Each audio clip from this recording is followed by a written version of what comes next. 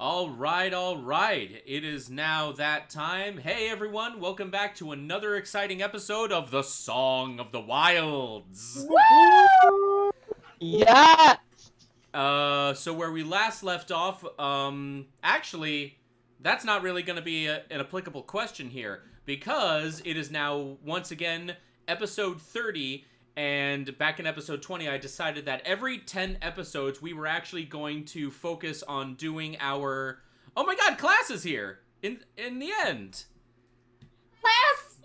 Hi, boys! Hello. Hi. Okay, how are I'm you... not doing my usual setup today, That's okay. but I'm here to play. That is totally I'm fine, here to fuck but shit up. dude, take I it came easy. to play.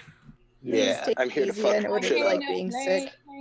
I'm a lot better than I was That's- earlier this week. Well, that's definitely good. Anywho, Yes. so every 10 episodes, we actually take a break from the main story of Song of the Wilds, and we focus on this new prequel story that takes place many, many years before present time, and we focus on one of the top crack first ever teams of the Grey Blades, simply known as Team Alpha. We constantly ask ourselves, how is Team Alpha like this? Considering, like, the war is still going on in the present story. But you know what? We'll cross that bridge when we get to it. Yeah, don't ask questions. Yeah, don't worry about it, fam. Don't worry about it, Don't fam. worry about it. Don't worry that- about it, sweetheart. You don't wanna worry know. about it. That being said, though, all of my players have been super excited to get back to these old characters, and they certainly are a lot of fun. Once again, like always, I am Evan, I am your Dungeon Master, and these all are my bitches who have decided to play with me for some ungodly reason. I don't know why. That being said, though, I would like to open up... Carly, I know you're coming into my room. Go back to your seat. Never. That being said, though, I would like to open up this to any announcements anyone might have. I personally don't have any announcements other than I hope everyone has a happy Thanksgiving, which I completely forgot is this coming Thursday. Holy shit. I'm actually going to let you guys decide amongst yourselves who the announcement order here because I just realized I just realized I left my... I'm not done talking. Because I just simply realized that I left my Bluetooth speaker in my bag in the bedroom. Okay, now you can talk. In the bedroom. Anyways, I have a few announcements. I love you guys. That's the first one. The next one is if you see me doing something, oh god, if you see me doing something for like the first 30 minutes, I'm trying to finish my next YouTube video, which is coming out this Saturday. So I'm trying to finish the project for that. So you can, if you're interested, follow my YouTube channel. Also follow all of our Instagrams. I'm sure you can figure that out. I had another announcement. Go follow our Instagram. Carly, did you have something to say? Yes, I do. So, next week I'm actually applying by recommendation of my oh shoot, what is his thing? DM, district manager. I'm actually applying to be a lead associate at Aldi, which actually puts me on track to being a manager. Ooh. And he personally recommended me and was like, let me send you the info so you could do that. And I was like, yeah. I have an announcement. I'm sick. oh. So that's why I'm not in my usual setup. So, but I was like, I like just woke up like 10 minutes ago, so I was like, you know what? It's a sign. They want me to play. They want me to fuck shit up. We're very happy to have you here. And I believe Josh had something to say. I have an announcement. There is a holiday bundle now available at my merch store. You can get. I'm gonna probably break down eventually and buy it because I looked at it. I was like, that's so cute. So it is a hoodie and mug that if you buy together, it will only be about $37, which normally, if you bought those two together, it'd be somewhere over $60. Mhm. And it's a cool original design. You will love it. It's awesome. The hoodies, as Carly can attest, are super comfortable. I like live in mine when I'm not working. I almost put mine on today, and I was like, I would have worn that 3 sessions in a row if I put that on. So we're not gonna do that. I mean that's great advertisement, but yes. Give me a minute. I'll fix that. It's fine. It's fine. But yes, so it's now available at the Human merch store, which is merch.streamelements.com/Josh_the_Human. You can also follow on Instagram, which is the Human Reserve. And yeah, that's it for me. All right. Are there anyone else who might have any little announcements here and or there? Yes, Liam. I know I made this announcement a couple of times before in the past, but for real this time, it is happening. The first episode of my webcomic is very much close to being finished. I have been given the scans by the artist, and it is happening this time for real. Yes. So nice. So I'm really looking forward to being able to show everyone that. Yes. Nice. So. Jordan is coming. He's just there's that hoodie. Oh. He's being a good boyfriend. I do have It an is announcement. extremely comfortable. Oh, wait. Graveyard, you go. I just realized that my new headphones light the fuck up. That's awesome. Mood. Wait, how long have you had those? I did not. Because the lights are usually on. I can't see shit. Oh. Graveyard, you said that you had an announcement? Yes, and this is actually specifically for you.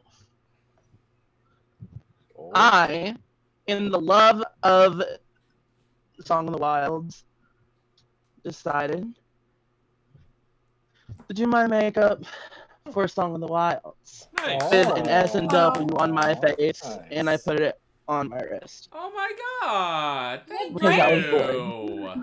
That honestly does And mean a plus, I was like, I lot. love Song of the Wild. I'm gonna do something for Evan, and I'm gonna put it on my face. Aww. Because Nice. Oh my god. I'm actually wearing a T-shirt from one of my other favorite D&D podcasts. What is I that? got. It's one of the characters, and he is with his deity, which happens to be the Great Heifer. So it's a big cow. But the thing of it is that end of this last season, the person who played this character, Juno Greenpoint, had to leave the group because he's pursuing other things, so he wouldn't have time to do D&D Aww. anymore. So this T-shirt was actually made in dedication to his character and for leaving the group. So Aww. So his god's the Heffalump? his god is the Great Heifer.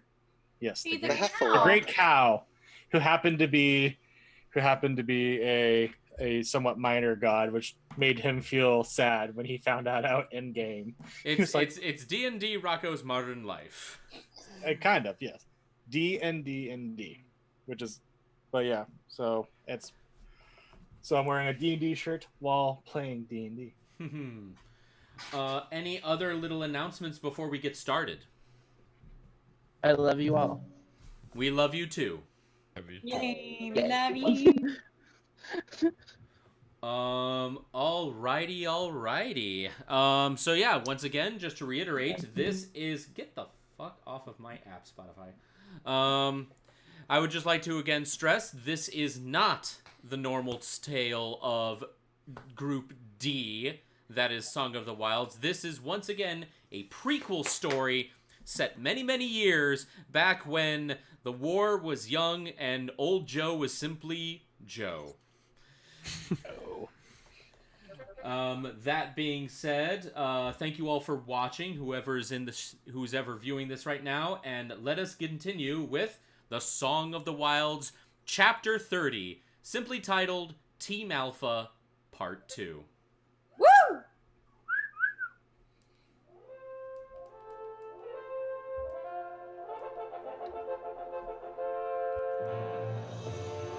By the way, you all need to find time to play Panzer Dragoon, because that's where this song comes from. Where we last left off our intrepid group of hunter warriors known as Alpha. They had been tasked by Volthric, the supreme commander of the Greyblade forces, to investigate a brand new mysterious forest which has just recently been scouted in an unexplored sector of the continent. Venturing there, they were beset upon by vicious creatures and horrible monstrosities, as if the very forces of nature itself was scheming to take their lives. Surviving a crash landing into the forest, Team Alpha was able to venture their way into the actual heart of the forest.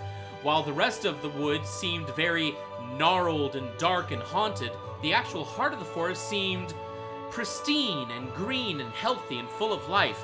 And yet they were once again matched by a vicious tyrant simply known as the Beastmaster. A giant bearded Hulk Hogan homeless man with a giant axe who sought to take their lives by any means necessary. It was a vicious fight, which sadly I will admit could have gone on for way longer, but I am still a first-time DM. I'm still working on timing out all of these combat scenarios, so sue me. However, just before either side could claim a finishing blow, Group Alpha was suddenly ensnared by nature's vines itself, as the goddess of nature stepped out from behind the tree in the heart of the wood. And that, my friends, is where we leave off right now. Where the hell is my playlist? Okay, here we go. Thea Jordan! My God. Group D. All Group but A. A. Sorry. A. Because Alpha. excuse me. Oh no! Someone's I in think it's your trouble time. now. Now he can actually do Love that. me. I do. There we go. There will be no tapping in this house. Alpha Team Hunger Force, go. What? Throw it at me. Throw You it at me. can't stop me from over here. Yeah, I know. So You can't stop any me of from us. over here. I'm halfway across the country. Alpha Team Hunger Force, go. Oh, what a great start to this episode. That's actually meant to be... Hey, y'all forget that Devin is y'all's DM. He gonna fuck y'all over in a second. I can. Yeah, but you also forget that he lives with me and I cook dinner for him. So Rule number one You is assume that God I is don't know always how listening. to cook myself. not that. I'm just always the one that's home first. Yeah, you also assume she can't poison you. Evan, hide the rat poison. Hide the rat poison. We don't have Evan, any. hide anything that can kill you. That you know of. You better go find it and hide it. Anywho, and hi Jordan, happy to have you here. So, where we Welcome last back. left Living off. together has been great. Sorry. Where we last All right. Where we last left off, Team Alpha was captured. All but two of you. I hope you guys remember which ones of you were able to escape the vines, but everyone but two of you have been successfully captured and ensnared by the vines, being controlled by what looks like a very, very tall old crone. She is hunched over, wearing a massive full-body cloak of dark browns and greens. Her entire face is veiled and cannot be seen, though she is holding a staff, and you see what looks like deer antlers coming out of her forehead. What color is her staff? Her staff is like a very dark blackish brown, the same as the trees. I failed as in. Oh wait, here we go. So I believe it was Bren and the Warforged who were able to successfully avoid being captured. However, at this time, Volthric himself was able to step in, and while he hasn't exactly rescued you yet, he does seem to have somewhat of a plan. So, we begin. Volthric, staring down both the Goddess of Nature and Beastmaster. And while Beastmaster himself is a very massive man, he only comes up to like tit height to Volthric. Don't we all? And I was yet, gonna say, isn't everyone... no. Beastmaster's tit height, you all are dick height with Volthric. No, that can't be right. I'm 6'4". Beastmaster is over 7 foot. Then what? Then Beastmaster being tit height would be... Then Volthric's like 9 feet or something. Yeah, he's like 9 or 10 feet tall. Like, damn. That's a massive man. This guy is basically like the size of King Yemma from DBZ, and you're all like normal people. Hey, I'm tit height. Anywho. Mary's So, tit height.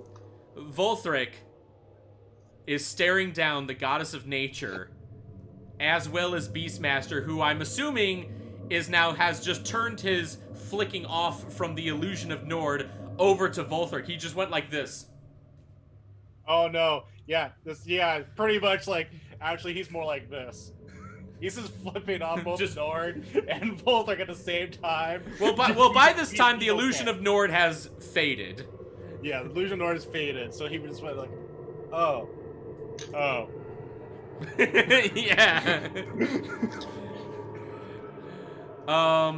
So, while you see Volthric and the Goddess of Nature seem to have this stare-off, are any of you gonna try and do anything? Again, the only ones that are not ensnared are Bren and Faldron. I have an idea. Evan, if Mr. DM, if you wouldn't mind, can I try to talk to the plant to try and to persuade them to let us go? You can certainly try. Carly's learning from me. Nice.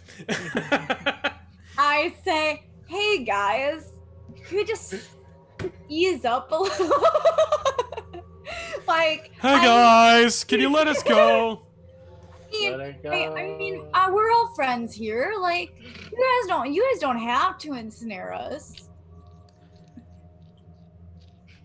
The only kind of emotional response You're not gonna even let me roll for that? Yeah, doesn't she get to roll for that? You're in the presence of the Goddess of Nature. What do you think? I'm rolling to persuade the plants, not her. I'm telling you this right now. No roll is high enough. She is in the presence of Venus. What if I assist her? Carly, it appears we are in an unskippable cutscene, as it were.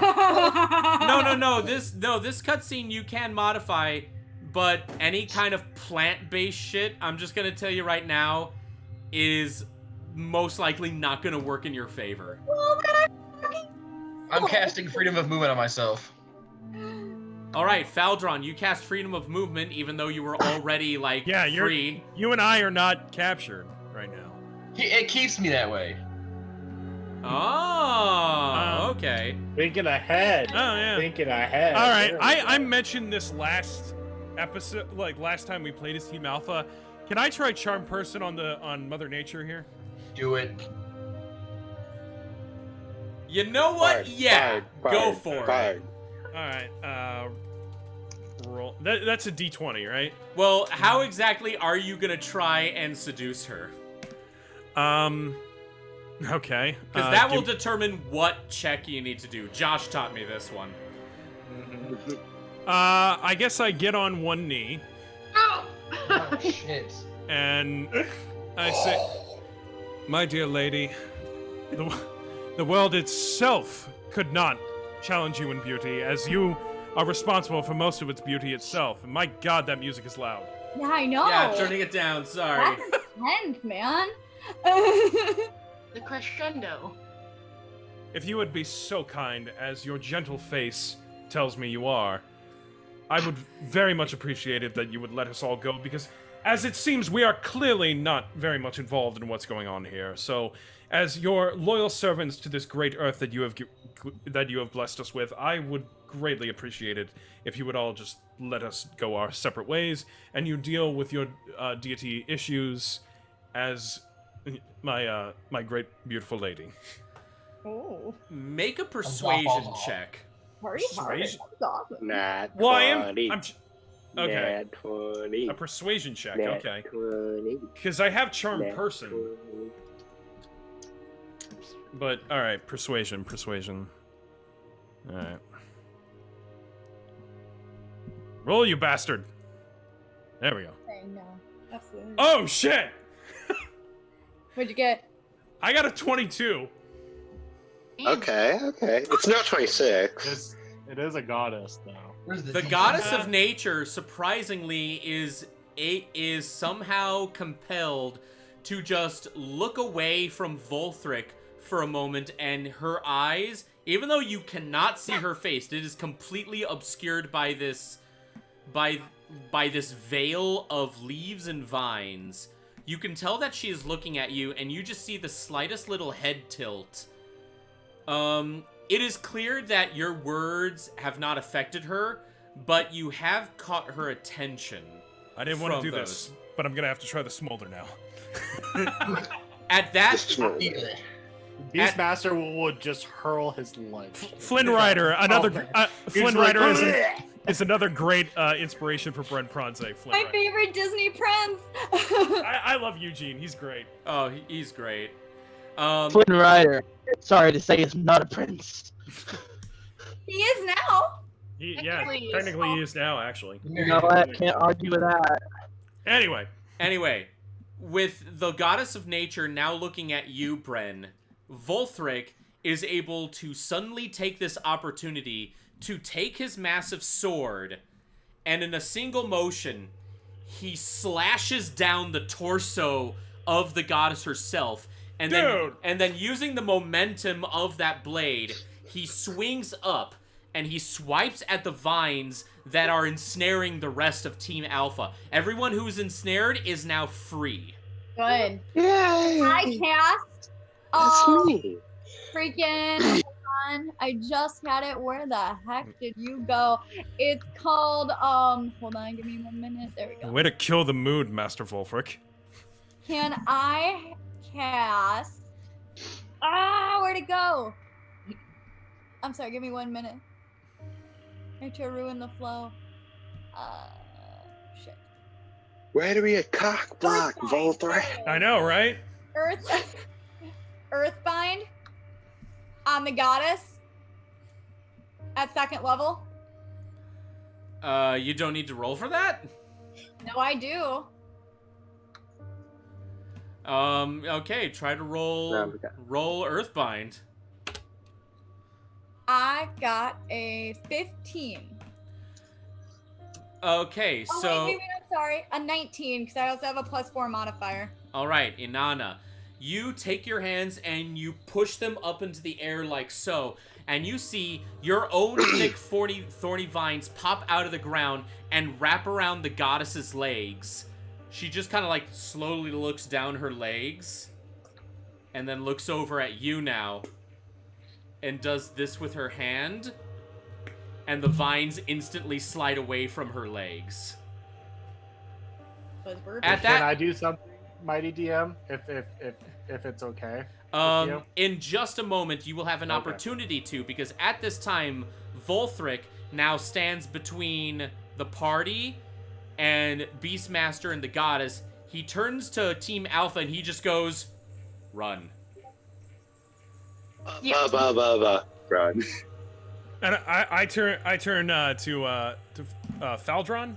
Is that his name? Sorry. Yes. The Warforged, yes. Yeah, I say, Sir 92, I think it is a good idea that we listen to Master Volfric. I believe it is time we all make it away. As much as I think I was getting somewhere with the goddess, I have to, probably the best if we all skedaddle. I was impressed. But Thank you. yes. All right, so do you guys all run? I'm flying. Yeah, I kind of want to run. I'm not gonna Okay. lie. As you guys turn and run, Beastmaster, catching sight of what is about to happen, does something. Beastmaster, what do you do? Well, he's an NPC that I don't control here. Making him a PC, but for the enemy.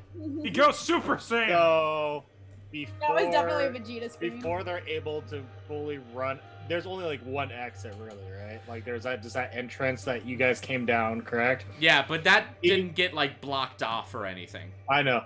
How far away would you say they are from? Okay, so the party from Beastmaster, 30 feet. The party to the exit, 40 feet. Okay, so then I would like to use my 40 feet of speed to get in front of them. That's a lot of speed, man. Well, Share some for the rest of us. Poison spray. Okay, first off, I like that idea. So here's how we're going to do this. First off, so Beastmaster's speed is 40 feet. Team Alpha, what are your running speeds? Give me 1 second. 30 feet. Would be 30 for all of us. I think all of us are Also 40 feet. I Okay. have 40 feet. Okay, is there I am a barbarian. is there anyone who is 40 feet and above? Raise your hand. Well, that, It makes sense Mary would be. Mary's the only one with a speed of 40? Yeah. Yeah, base speed's 30 feet. yeah. Okay. Okay, so here's what's gonna happen. Because Mary's speed matches Volthric, not Volthric, Beastmaster, you're both giant bearded men. You're both bears. All Barras look the same. Because Mary has the same running speed, what we're going to say here is that Mary is able to successfully get out of the heart of the forest just in the nick of time. Everyone else... What Mary would do, like, as he sees, like, Beastmaster, he's gonna try and... Can I try and tackle Beastmaster to try and, like, keep him down and let everybody else escape? You were running in front of me, though. Yeah, Yeah. Oh. Yeah, it's the exit, then the party, then Beastmaster. Okay. You're already, like, in front of him. Can I pick up the child, then? The small... I would like to pick up the child. Your small legs will not help you here. I would like to Let see me. the asset. Okay, hold on. Let's do this one thing at a time here. So, you're all running. Beastmaster's gonna try and cut you off. Mary, so far, is the only one who really has a chance to make it out of the exit before Beastmaster can get there. So here is what we're going to do. Okay, hold on. Morgan's the first one to raise her hands. Yes, Morgan. I actually like to use Far Step to teleport past the entrance. Okay, so Morgan just freaking out of there. Oh my god, everyone has a plan here. Okay. It's almost as if we're level 15. Okay. Y'all don't even know what I'm doing yet. Well, you already said you're gonna try and run over there and use poison I know. spray. I'm trying to go through everyone's plan to find out who... We know you. No, but their characters don't know. You're still running past them. They can't assume that that's anything good. Okay, so hold on. So far, Morgan just blips out of there. Bren, what are you doing? I would like to cast Phantasmal Force to make the Beastmaster think that he can't find us. Can Phantasmal Force do that? It's you craft an illusion that takes root in the mind of a creature that you can see within your range. If he's chasing after us, like that close, then I would assume he can see us. It's got a 60-foot range. Which is already bigger than, like, the distances needed for either parties here. Okay. Yeah. Inanna. So what do I need to roll then? Okay. I'm trying to figure that out. I just need to hear, like, everyone else here for a moment. We gotta do this, like, systematically here. Yes, Inanna. So, can I do two things? Can I cast Earth Tremors, which is good for 60 feet? Or would that cancel out what Bren just did? That is going to cancel out what Bren just did. Never mind. I don't want to do that. It's gonna disrupt the illusion. No problem. I'm gonna cast Hidden Step and go invisible. All right, because you're a furbolg. Mm-hmm. Okay. So we have a plan now. So here's how it's gonna work. Morgan, because you can teleport, you're already out of there, so you're fine. Now, Mary, I need you first to do a strength check to see if you can pick up Aura. You realize you've got a okay. child. Oh right? no, the barbarian has to make the strength check. Oh no. The DC's not going to be that high, but if you roll a 1, that's going to be... 22. Okay, so fine. Or no, sorry. Hey, Yeah, no, 22. Luana, you're muted if you don't know. I'm sorry, my mother called. Oh, okay. I was trying to be discreet, but then she made me laugh and talk. with Okay. my mouth. All right. Okay, now, Mary, you successfully lift up Aura. Now, here's what's going to happen. I need Mary and Beastmaster to roll initiative rolls, not for combat, but just to see who can get to the exit first. However, Mary, you're going to be rolling with disadvantage because you're carrying another member of the party, so you're moving a bit slower. Well, that's... All right. And I have advantage on initiative rolls. Yeah, I Fuck. mean, so do I. So I just have one Okay, roll. if you come with advantage, but you're being given disadvantage, then it's just going to be a straight roll. Yeah, However, yeah. Beastmaster still has advantage. I'm gonna use the good one. Dear Lord, this is the most convoluted escape. Yeah, no, I got seconded in it. No, What did you I got roll? a 7. I got a 25. I got 7. I have a +1 in initiative, so I don't think I could have rolled anything to give me Yeah, higher initiative. I've got a +7. Okay, so Beastmaster's unfortunately able to get to the exit before anyone else. Like, he would have automatically beat anyone who had less than 40 speed, which is why Mary was the only one who had to roll an initiative roll. Now, Beastmaster, you said you were going to try and do something to the party. I was going to spray poison spray upon them. Okay. Now, you do poison spray. However, just before the spray, like, fully encases the area of your target, Bren, do you need to roll to cast Phantasmal Force? Let's see. I believe it's a save on Beastmaster's part. That's what I was thinking. Yeah, That's why I just need to know what I need to beat. Because all I do is 1d6 for damage, so I'm not seeing anything else. Well, Intelligence saving throw. Yeah. yeah. Okay. It is intelligence. But what's the DC? His what's your LDC. spell? Yeah, what's your spell modifier for that? Where? You'd find it under spells. Yeah. It's It should on the say spell. hit. You should see it. Okay. Attack save initiative 16. Is that what I'm looking at? Mm-hmm. Okay, so 16. 16 Okay, so Beastmaster needs to beat a 16. for intelligence. Intelligence, yes. Okay. That would be 16. Boo. Okay, so Beastmaster, with a little bit of luck, was able to, like... Okay, so how it happened is that Beastmaster sees the illusion and is momentarily confused by seeing two instances of the same party.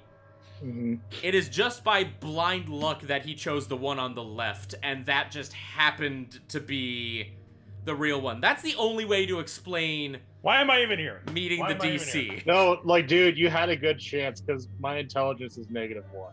Oh. Like, you literally had a really good chance of this not working. Not only that, but if Beastmaster failed the DC, all of you would have been able to, like, escape right then and there. But because he met the DC, it's going to be a little bit trickier. Now, you did poison spray on the party, so unfortunately that does reach the party. That's just a straight attack. There's no, like, little DC or anything, right? 15 Constitution. So 15 everyone needs to roll a Constitution roll. Okay, so here's what we're going to do, but before that, Aura, what is your plan? I'm immune to being poisoned and poisoned. So All right, so you're So like you're the fine. one that won't affect. So here's what's gonna happen. Because this is gonna be, we're imagining this not as a fight per se, but this is like just one big quick time event to see if you can successfully get out of here before the situation The worst kind of event. Yeah, the worst kind of event before like things can get too gruesome. So everyone except Morgan and Aura, I need you all to make athletics saving throws to see if you can try to like avoid the poison clouds and see if you can run past. It's I believe. Let me double check here. If they fail the DC for athletics, then they have to do the Constitution. Is that strength? Creature must succeed on a Constitution saving throw or take the poison damage. Yeah. Right. I'm just seeing like if the cloud reaches them in time, because you're still like I see you still like spraying the attack. Right now they're just trying to like avoid those clouds. But if they fail the athletics DC, then they need to roll Constitution. Okay. Is it strength or dexterity? Athletics is dexterity. Hey, that's wait, It's strength. Is it? Athletics is strength. Oh, damn. Oh. And so like on the on your D&D Beyond sheet, you just go over to the skill section and you just go down to athletics. Oh yeah, and athletics, strength, right there. Yeah. Okay. So do I do the saving? I do the saving throws, right? The saving throw modifiers. The modifiers are the same for checks and saving throws. No, it's different. Yeah, it's different. It's slightly different because for Beastmaster here, my athletics is a +8, but my strength saving throw is a +11. Yeah. Yeah, So- because some things you're more proficient or skilled in. So my you get athletics higher. is a +12, but Oh, my I strength, see. Then my strength saving throw is a +2. How do you have a plus? Whatever. I'm not even. Because I'm an orc. Freaking bards, man. How do you calculate that then? I have +15 to charisma. Yeah. And 13 to wisdom. Your saving throw modifiers are in your top left. So I'm sorry. Okay. Can I just confirm what we're rolling for, just so You are all everyone knows? you are all rolling for an athletics saving throw. I don't even have that on here. 14. Carly, it's your strength. Thank you. So okay, so that would be 14 then. Gets Thanks. to add +5. I was going to say, Mary, you and I don't. Neither does Morgan. Am I using you as a shield? Apparently. I got. Are we saying our numbers now? I'll go one at a time. Bren. Dirty 20. Dirty 20. All right. Inanna. I got a 14. Okay. Falderon. 25. 25. Aura. Warforged are also Oh wait, immune Aura to doesn't poison. need. Oh yeah, Aura. Well, no, she does still need. I have resistance to poison. Well, resistance. You That's were right. talking in my ear. What? Athletics save. What is it? Athletics. So strength. I'm carrying her, so should. Yeah.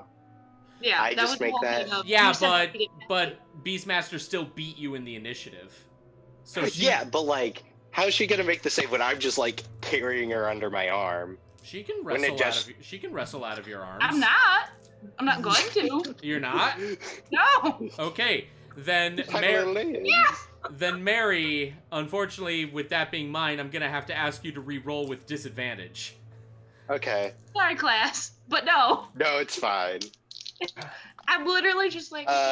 Okay. Yeah, no, that's a nat 1. Okay, so in your case, Beastmaster just has his hand right in your face. And Beastmaster, as he is spraying that poison straight in your face, you hear him hum "Stop in the Name of Love." Yeah.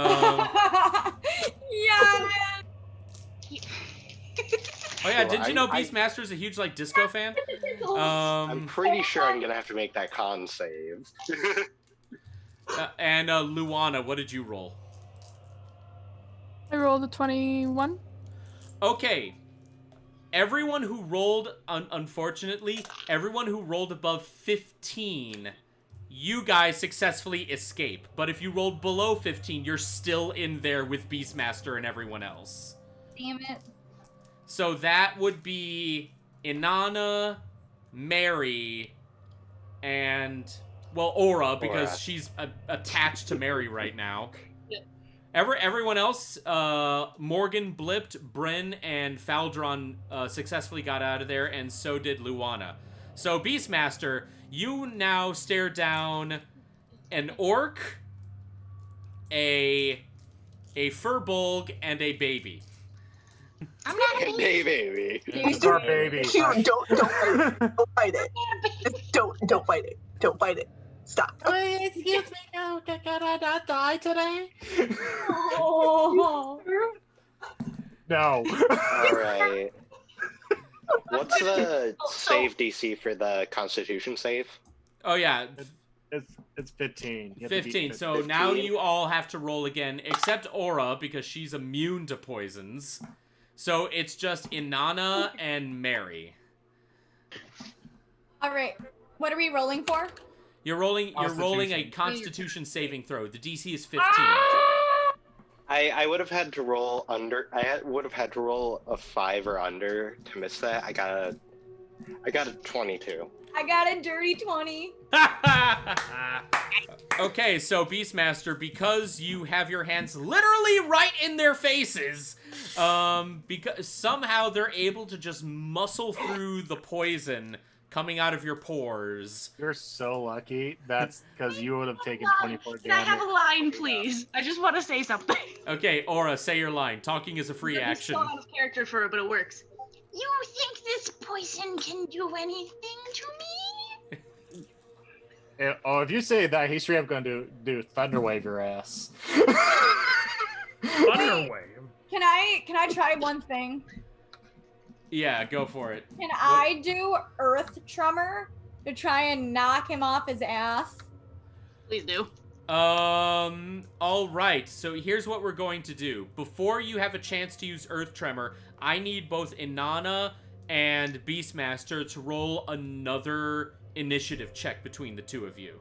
Oh God, here we go. And again, Beastmaster has advantage because Barbarian. Because Barbarian. Got a 17. Here. I got a 20. I figured. This campaign is so broken. I'm just going what the dice say, man. I don't know what you're talking I did. about. I rolled twice, and the other one was straight up an 8. Well, damn it. So unfortunately, Beastmaster, you got like one more chance to try to take out these people. What do you do now? Now that poison spray kind of failed. Wait, so I don't even get to do my Earth Tremor? He rolled a higher initiative. He gets to go before you do. Well, you motherfucker, Josh. No. All right. Since I am in my normal form and I'm not raging, I am going to do Thunderwave on them. All right.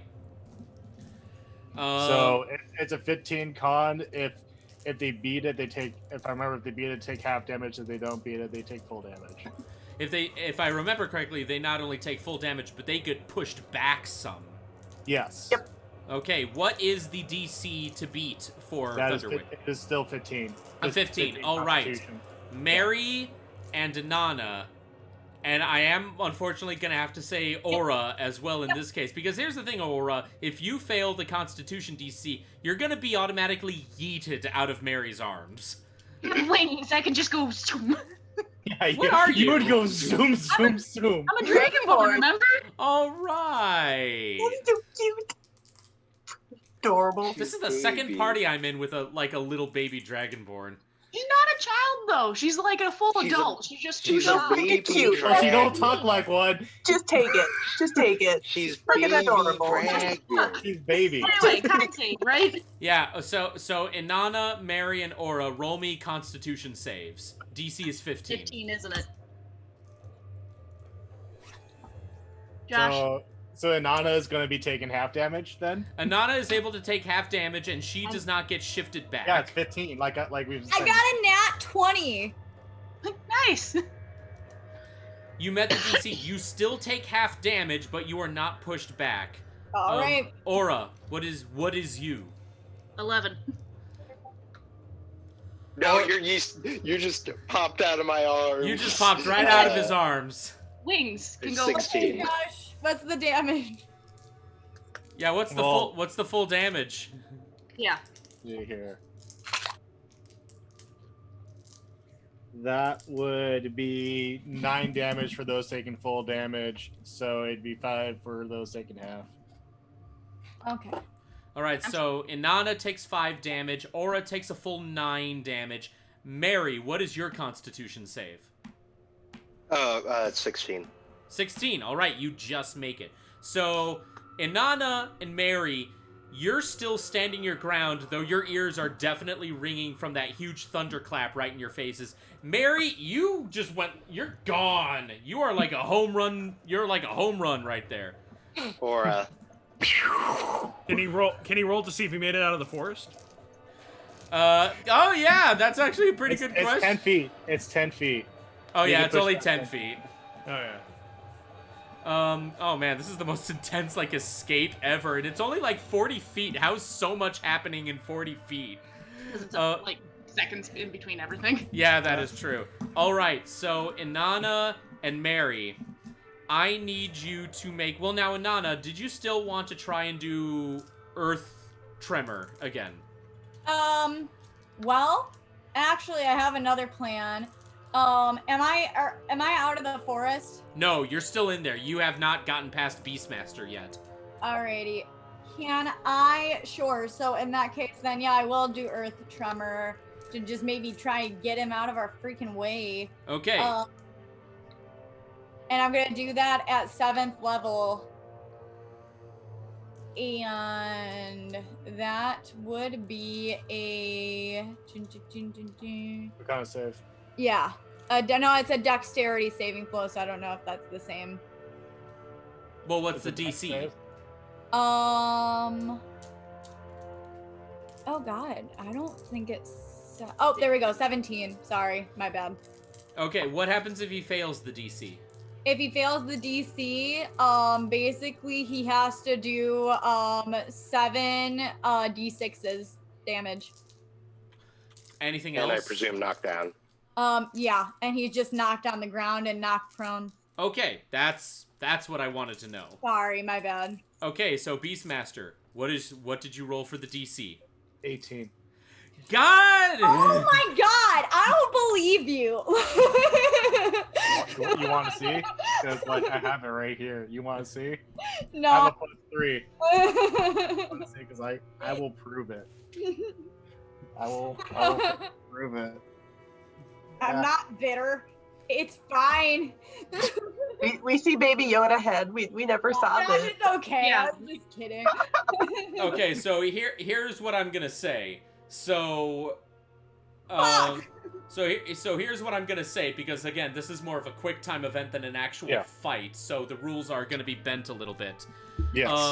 So because you were able to successfully meet the DC, you are not knocked prone. However, that doesn't exactly stop Earth Tremor from being cast. So the next time anyone tries to have an initiative battle with you, you are not going to have your advantage anymore. It's just going to be a straight roll between the two. That's fine. So yeah, you've already kind of technically had your moment. Then was Inanna's. Mary and Aura, are you going to try and do anything before we try another initiative round? Well, what? Are we still stuck in there, or are we out? That's where You're still stuck in there. The entrance that Beastmaster's standing in front of is the only way in and out of this place. Can I? Aura got shot out of my arms. Yeah, Aura's just kind of fluttering about in this little courtyard right now. Bren, I'm sorry? Can I use Sorry, hang on. Where's all my stuff? Hang on. Yeah, can I use Unseen Servant to grab Aura?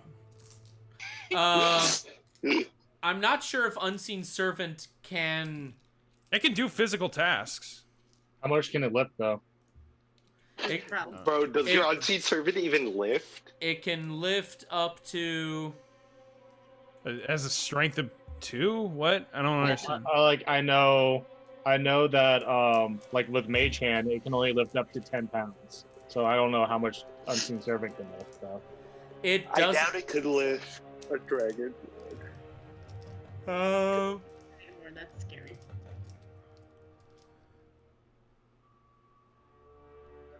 Actually, it could technically work because one of the simple commands that Unseen Servant can do is quote unquote fetching things. So you could technically command it to fetch aura, and it could technically work, but then the Unseen Servant is gonna have to do a strength check.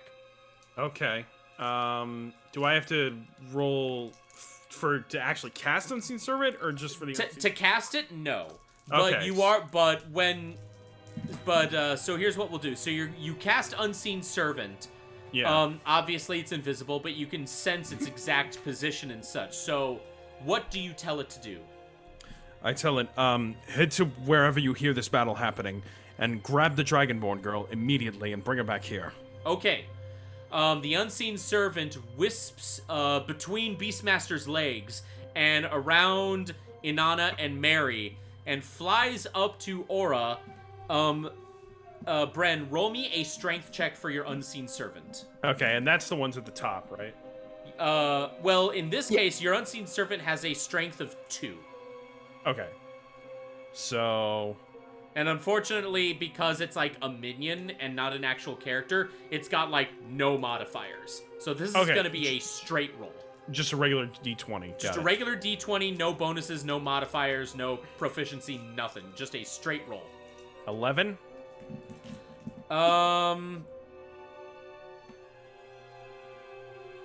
Aura.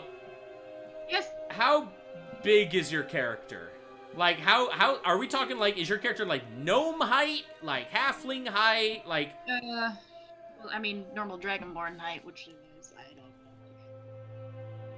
I have no clue. Yeah, so, like, 5 feet something. Okay. So, unfortunately, the Unseen Servant doesn't successfully grab hold of Aura, but Aura, while you're up in the air, you do feel yourself being, like, tugged. So you can at least know that whatever is happening, it's pulling you in this direction closer to the entrance. However, it's not enough to actually take control of your flying.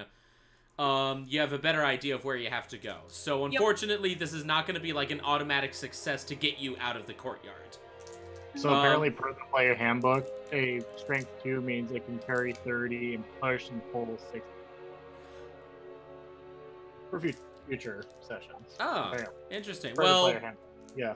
Normal body Dragonborn obviously is gonna like weigh more than those things. So yeah, we'll just say that you have not successfully gotten out of the courtyard automatically thanks to Unseen Servant, but in your next initiative roll, because you're being assisted by the Unseen Servant, your initiative will have advantage. Mary, are you gonna be doing anything? I'm going to do definitely a totally smart idea. Oh, and no. I'm gonna grapple with Beastmaster. Oh! So contested athletics checks. Alright, Beastmaster and Mary, contested athletics checks. Athletics checks, and I don't get advantage on this one because of Earth Tremor, yes. However, Mary also is not going to be rolling with advantage because, again, Earth Tremor. Well, this should be interesting. Why? What did you roll? I got a 22. Mary? I got a 25. Oh, shit! All right, Mary, you are charging right at Beastmaster, who quickly, sidesteps, but then, Mary, you just zip around behind him, and you get Beastmaster in a full Nelson, and you just, fall on your back. Your legs are wrapped around his. There's saxophone music playing somewhere? I can't stop my pum! Alright. Special beam cannon. Oh god, the Raditz scene. Yeah. Ma Kaka Sem Cannon! Yeah.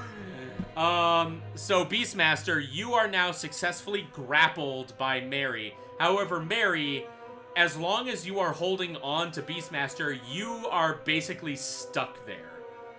And Nana, go for his heart. He yells to the others, just get out of here.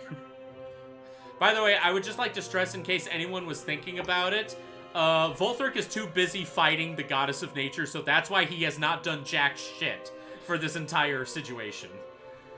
And because I'm assuming that since Mary is a Warforged, he has an immune. No, not Mary. Mary's an orc. Oh fuck! Never mind. My bad. Falderon is the Warforged, and he's already gone. That's my bad. I was gonna say, I feel like I would have noticed they hadn't come back yet by now, and I probably would have gone back to see what was holding the rest of the team up. Well, let me see what Inanna has planned first. Like, what's going on? All right. Well, that kind of throws that plan out the freaking window. So never mind. You gotta do heat metal. Oh god, no! I was gonna do poison spray right in his face like he did to us, but if that's gonna damage you, I don't want to do it. We could really use Davina right now. Just saying. Yeah, we could, couldn't we? But too bad she's not here. She's not born yet. Yeah, she's not been birthed. She's not even a twinkle in people's eyes, but Logan's alive. really, really out of shape right now. I'm gonna cast Cure Wounds on myself. And I'm just gonna bolt the freak out of there. Okay, so you spend your movement to successfully get out of the courtyard. Aura. Okay, so Inanna's successfully out, so now it's just Aura and Mary. Mary can't move because he's busy grappling Beastmaster. Damn. Okay, so here's now what we're going to do, because now it's just Aura and Mary. Mary and Beastmaster, roll me another set of contested athletics checks to see if you still have him grappled, or if Beastmaster successfully escapes. Nat 20. What's your athletics modifier? +9. Okay, yeah, you beat mine because I have a 25, so you got a 29. Okay, so Yeah. Beastmaster is still grappled. Mary is still holding him there. It's Aura, like Tarzan holding Kerchak. yeah, exactly. Really close. That is exactly it, actually. Wow. One of my favorite Disney movies. I know, I love Tarzan. Anyway. Aura, you have successfully gotten out of the courtyard. Now it is just Mary and Beastmaster. You're not locked Can I assume that, Inanna would say something to the rest of the crew? Yeah, 100%. She'd be like, hey guys, Mary's kind of holding Beastmaster just like I would have headed back. literally in a headlock. Somebody should probably go help him, but I have an idea for I would like Morgan to go too, because I have a thought. Okay. I was done talking. Okay, yeah. Carly wasn't done talking yet, so let's hear let's hear her first. I was going to, when everybody gets out of Beastmaster's not there, do Wall of Fire in the entrance of the forest to make it so that unless he can walk through freaking fire, he shouldn't be able to get out without taking serious fire damage, because I was gonna do that as my 1/8 spell slot, or 8th level. That is definitely a good idea. And I'm gonna hold that. Yeah, you're gonna hold until that. everybody gets out. Yeah. Okay, so we're gonna consider that a delayed action then. The moment that Mary crosses that threshold, you're just gonna automatically cast Wall of Fire. Yeah. Okay, so that was Carly's plan. Now, Morgan, you said that you had an idea. Yes. I would like, after hearing that Mary's still there, to go back and use Shocking Grip on Beastmaster. I'd never forgive myself if I didn't at least try to help my brother. I'm going with Lady Morgan. Okay, so Morgan and Bren are returning through the threshold for some reason into the courtyard. Yeah, even Beastmaster in full Nelson is like, what the fuck are you guys doing? And Shocking Hand while Mary's on Beastmaster. Yeah. It's only gonna affect the one that I'm actually touching. Thank you very much. Well, no, it would if we're both in the same square. Hey. then it'd be the It's both of shocking them. grasped, so I have to actually touch him. Hey, Beastmaster, remember, Morgan can teleport.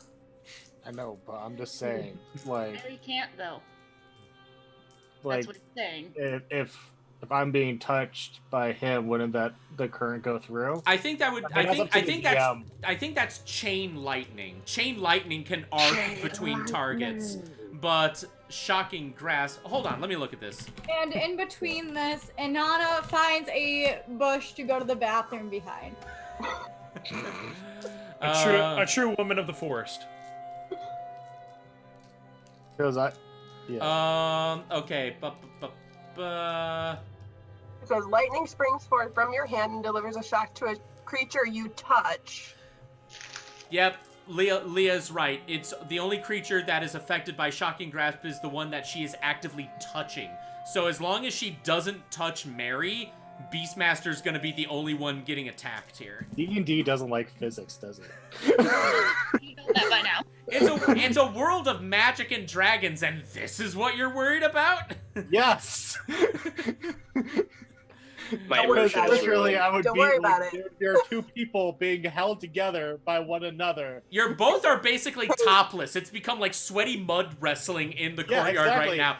The water itself would still make it go Volthric and the goddess are like, right? They like mud wrestling over here. Woo! My money's on the hairy man. Which one? Don't worry about yes. it. Don't worry about it. Don't worry about the physics. Okay, so here's the thing. Before either Bren or Morgan get to there, I need one final contested athletics check between Mary and Beastmaster. Okay. All right. This is the most intense, like, escape scene ever. I hope we get some downtime in this episode. All right, 25. He'd be my one. You got it. Oh, jeez. Okay. So, Mary, just when it feels like Beastmaster is about to just almost slip out, you get a second win and you find the one spot where you can actually get a better grip on him. You have one hand behind his neck for the Nelson, the other hand is gripping the back of his hair. Can I do a bonus action real quick? Like, nothing, like, it's not going to be attacking or anything like that. Unfortunately, because you got the lower initiative, you're not going to get that chance to. Initiative or strength? Initiative. Oh, that was initiative? That was initiative? You Oh, said I'm athletic. sorry. Wow, I'm jumping ahead. I apologize. Okay, I'm like, initiative? We haven't rolled initiative in like 5 rounds. Yeah, right. And what are rounds in this thing anyway? Okay, so yeah, still Mary beat the athletics check, so he still has Beastmaster grappled. Yeah. Okay, so Beastmaster, what were you gonna try and do? I was just gonna shift. Like, I have shifting. I'm a shifter. Ah, so Mary, Shifter. you find the giant homeless man that you are full Nelsoning get hairier, and you find yourself basically more to grab. more to grab. Yeah, he gets bigger too. He Yeah. gets an extra 25 health points. Yeah, Mary, you find yourself full Nelsoning what looks like a giant dire bear. Like this bear is just huge. like the Muzzaland. An owl bear, if you will. And no, this is a bear. Okay. And he looks like a bear, but like that's not even the form I'm taking. This is the different one. This is just my regular shifter form that is very bear-like. Okay, so he turns into man bear pig. Yeah. It's super cereal, just guys. like the Motherland. Okay, so Mary, you are now like so because of the shifting, he is able to wrestle himself out of your grappling because he's now like a completely different shape, technically speaking. And you see before you Man Bear Pig, who is like Man Bear Pig wielding an axe still on his giant hind legs. If that is not the thing of nightmares, I don't know what And Bear is. Pig holding a double-bladed Stormbringer, like Okay. essentially. Okay, I guess Man Bear Pig is real, but what can we do about it? What can... Well, I am okay. So Mary, here's how I see the chain of events here. Mary, you successfully succeeded on your athletics check technically, so we're gonna count that as your action. Beastmaster, you were able to turn things around and use your shifting ability, which was able to wrestle yourself out of his grapple. We're gonna count that as your action. That's perfectly fine. So now that being said, we're now actually gonna go to Morgan now. So Morgan, you are now going to use Shocking Grasp. Well, do you still want to do that? Is that still your plan? Oh, I'm debating between two things. What are the two things? Because I could either use Shocking Grasp or I could do Mental Prison and make him, and hopefully make him think that he is in a cage that he can't get out of. Oh, shit. Oh shit. We're gonna put a pin in that for a moment, and I would just like to know if Bren, did you have any ideas of what you were going to do? I kind of wanted to use Magic Mouth to kind of tell him to just walk away. Okay, so if you don't mind me taking the reins here, as I always have, because I'm the fucking DM, Right. here's how it's gonna work. Morgan, oh my god. Oh man, this has been way more convoluted than I thought. Okay, so Morgan.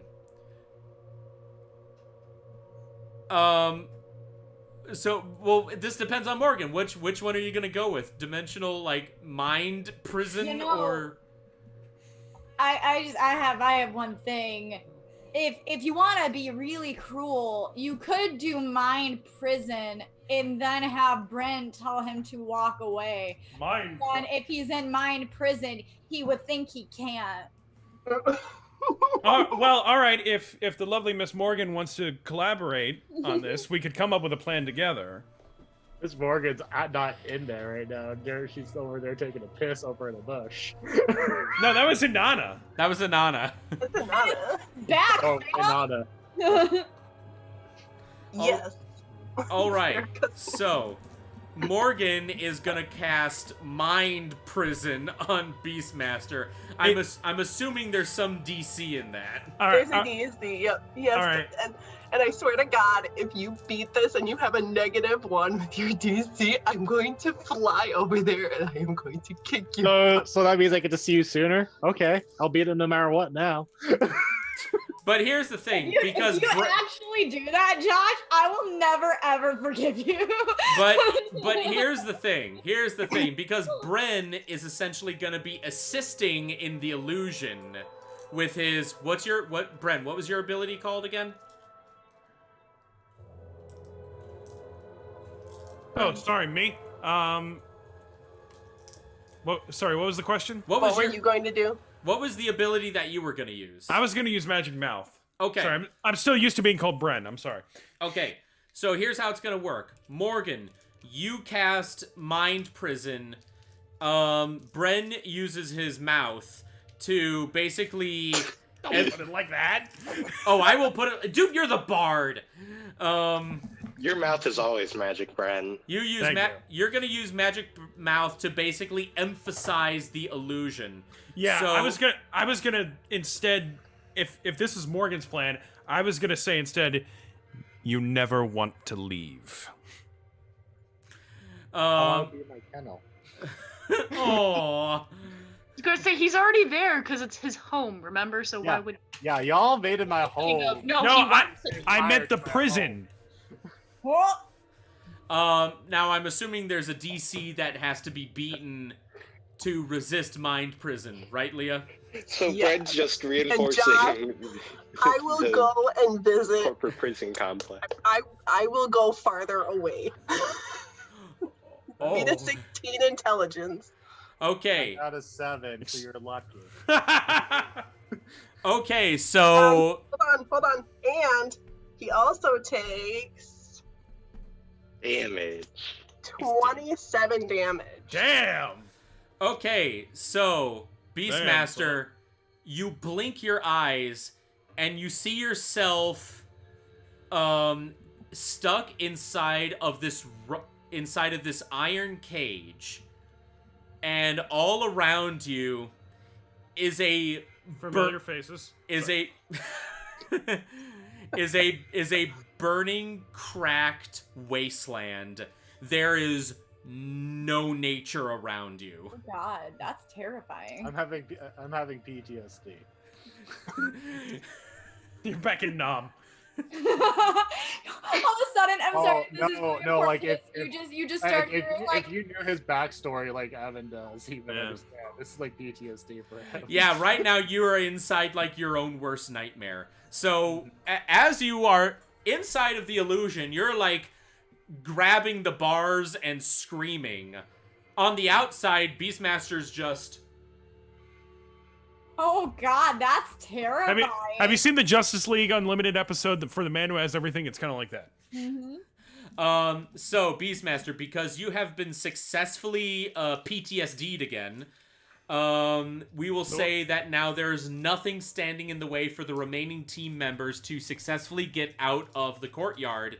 And because now all team members have successfully left, Inanna's delayed action finally kicks in, and she automatically casts a wall of fire, blocking the entrance. Which is 20 feet high and one foot thick, and it goes basically in a ring of 20 feet in diameter. Luana has a question. Yes, Luana. And she's muted. Luana, you're muted. I know. I would just like to point out the entire time, because since Luana got through the first round, she's just been like leaning up against the wall, like, guys, can you guys take any longer? Or against a tree. You know what I mean? Yes, I do. She's leaning up against the thing. It's just like, could you guys take any longer? Serious. Let's go. You all successfully have escaped the heart of the forest. And for the sake of expediency, we're going to say that you have successfully gone through the path that you took when you first landed here. You are able to get back to Joe's airship, and he was able to successfully make repairs on it. He turns around in a slow motion, dramatic way with his Fabio length blonde hair, and I just spat all over my screen. Nice. Young Joe. No, now he's just Joe. He's Joe. Just Joe. Young Joe is my son. Bobby Joe. Bobby Joe. Bobby Joe. He is now Fabi Joe. Is that a bird? Somehow when he turns his head, it's like in constant slow motion, and you see like sparkles come out of his hair, and he goes like, I see you've returned, and why are you all running? Just go! Just go! Just go! Start the car! Start the car! Start the car! Where's the fucking van? Where's the van? The van was supposed to be here! Why are there snakes in this boat now? Yeah. I hate snakes! Who's driving? Oh my god, Penn is driving! How can that be? And then when you get inside the van, it's the monkey behind the driver's seat. Yeah. No, it's the dog from Resident Evil 2. Wait, the what from Resident Evil 2? No, the dog got named. No. Silent Hill. You're thinking of Silent Hill. Oh, Silent Hill. Yeah. Oh god. Okay. You guys successfully. Thank you, Inanna. You successfully get on the newly repaired airship, and it's kind of like that scene in the beginning section of Final Fantasy IX where they escape from like that misty forest and the vines are all coming after you and such. You successfully get away. The vine. What is there like a fly in your room, Liam? No, I was vines. The vines, like I look at the vines and I think, I'm sorry, friends, and I run. Somehow the vines have formed themselves into what looks like a giant hand, and it just does this. Wow. Fuck you, Nord! And that just Fuck you, Nord! And that just breaks Inanna's heart. She's like, oh. Who's me? Hey, Izzy, can we have a Fuck You Nord t-shirt? Can we have a Fuck You Nord t-shirt, please? Yeah, Beastmaster, please. Oh my Beastmaster just going like this. Just make it more general. Just Beastmaster just going like no caption needed. Or hold on. Even better, can we have one of those pocket t-shirts that has like Beastmaster like coming out of the pocket, and then when you put the pocket down, he's flipping off north? Well, I just want like a big picture of like Beastmaster like on the I back mean, of the shirt, flipping people off, but like right here on the t-shirt and the front, it just says "Fuck you, Nord." Oh man, I love you guys. The possibilities are endless. All right, you guys successfully get back on the airship. Thank God. And you are able to get into a high enough altitude to avoid the ensnaring vines of the forest. As the airship lifts off and moves away from the wood, you can see this area of it that seems to be just patched in white. And you feel like that is where Volthric still is right now. However, at that moment, you see what looks like this bright white light just launches out of the middle of the forest. And you see it just fly past you, kind of like a white comet. And you see that it's making the same way that you're all going, back to Acheron. I suppose we'll have to deal with Star. that when we get back to Acheron. Shooting star. Wait, I have to eat another rock. Shit. I actually do a mass cure wounds. Oh my god. I'm level 5. All right, so Inanna does a mass cure wounds. How much do you heal for? That's 3d8s plus 4. So roll it. Is that for all of us? Yeah, Yeah. that's Okay. everybody within a 30-foot radius. Well, while Anana's doing that, can I go over to Mary? Go right ahead. Yeah. Mary, can I have a rock, please? So everybody heals. Of course, I think that Jack. means that you all roll 3d8s plus. And you said you're not baby. She's not a child. Means nothing. I look over It and means nothing. I look over Mary Abs just like instantly takes off his bag and starts roaching her out for a rock. Everybody, I And needed he it. gives her Roll one. 3d8 Here you go, child. Thank you. plus 4. Yeah, so you roll the 3d8. Yeah, you roll Oh, that. I You do? roll it. Yes. Yeah. Okay, gotcha. Yeah, you So do. everybody gain 22 health back. Okay. I thought that everybody does it differently. My bad. I look at Inanna and I say, "Thank you, darling. I didn't really need it, but anytime you want to be my nurse, I'm not going to complain." Wait, did you get a rock? Or And not? I look at Brent and I just wink at I him. can do this. You just hear Beastmaster from the background just go. Wait, I'm so curious about the rock. The rock. So with the rock, I go over to you smell. Luna. Be like, Luna, this is for you. It's a happy rock. Thank you, darling. What And are I you? take it and I'm like, I will make it into a necklace later. Okay. Okay. My heart. I start Oh, trust me, I got my next campaign after Song of the Wilds already like conceptualized, and you're all gonna, and the people who do play are gonna be beans. Like Oh, literal funny. beans? Like actual Being the beans. Oh campaign. yeah, Evan told me all about it. It's Can I be a coffee bean? Can I be a coffee bean? Same. Same. Yeah. Can I be a lesbian? I want to be a jumping bean. Can I be a lesbian? Oh yeah, my next campaign is basically gonna be a Superstar Saga Mario and Luigi, because that was the Bean Kingdom. Oh God. Bro, I want to be Fawful. I want to be Fawful's minion. Great YouTuber, by the way. You could be him. Anywho. Thank you. All of you now feel finally the stress of this entire mission leave your body. You're all healed, not fully though, but enough for you can finally feel somewhat comfortable. It is now like past midnight. And you realize that you have been in that forest for way longer than you all thought. Yeah, no shit. Yeah. It's only been like one night, but it feels like months. Yeah. Fuck. We're still on Namek. All right, moving on. Sorry. Oh man, I love you all. You, Luana, are you okay? I had a cough because I swallowed my pizza the wrong way, and then you made me laugh at the same time while I was drinking okay? water. I'm good now. But, Okay. Okay. You all are now just hanging out on the deck of Joseph's ship.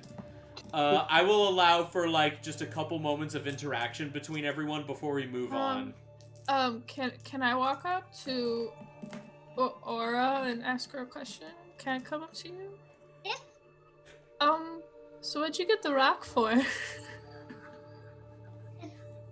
Rocks usually make people happy, like small gifts. Rocks are nice. Rocks are real nice. I knew I liked you. You want me And I take the rock and I hold it up after I finish making the necklace, and I put it around, and I'm like, it made me happy. Urana, do you want me to get you one? I mean, if you want, you don't have to. Aura's fucking baby. Mary? Baby. Mary's going back to reading his book. Yes. Can I have another rock piece? Yes. And he puts his he turns the corner of the page, just folds it in, puts the book down, And sit your and ass like down.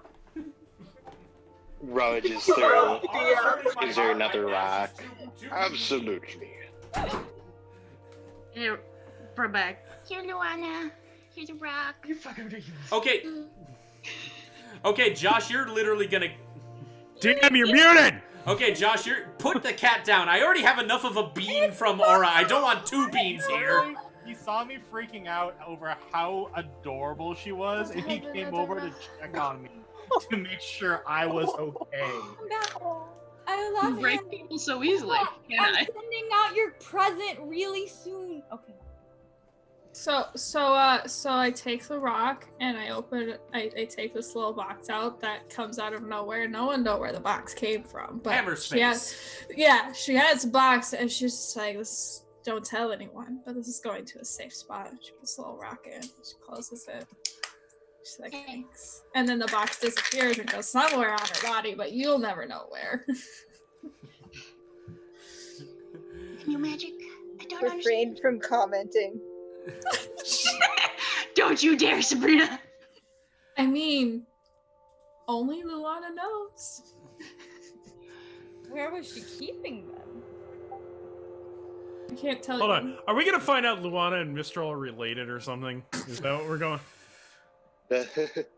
Where does a swimmer Pokemon trainer keep her Pokeballs? Because I'm still they could be very far distant relatives because all I do is play elves. That's all I play, so. And elves are very incestuous, so. Yes, they love to have sex with each other. They're basically all Lannisters. Oh no. No. Can I check on Mary? Can I check on my brother? Go right ahead. How about you? I put my hand on his shoulder and I say, "How you feeling, brother? You doing all right? You fought valiantly today." I am perfectly healthy. What? How strange we have different accents. Anyway.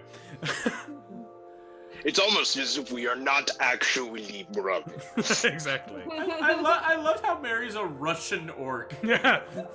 Yeah. It makes me so happy. But I just wanted to check on Mary. I didn't expect a scene to come from this, but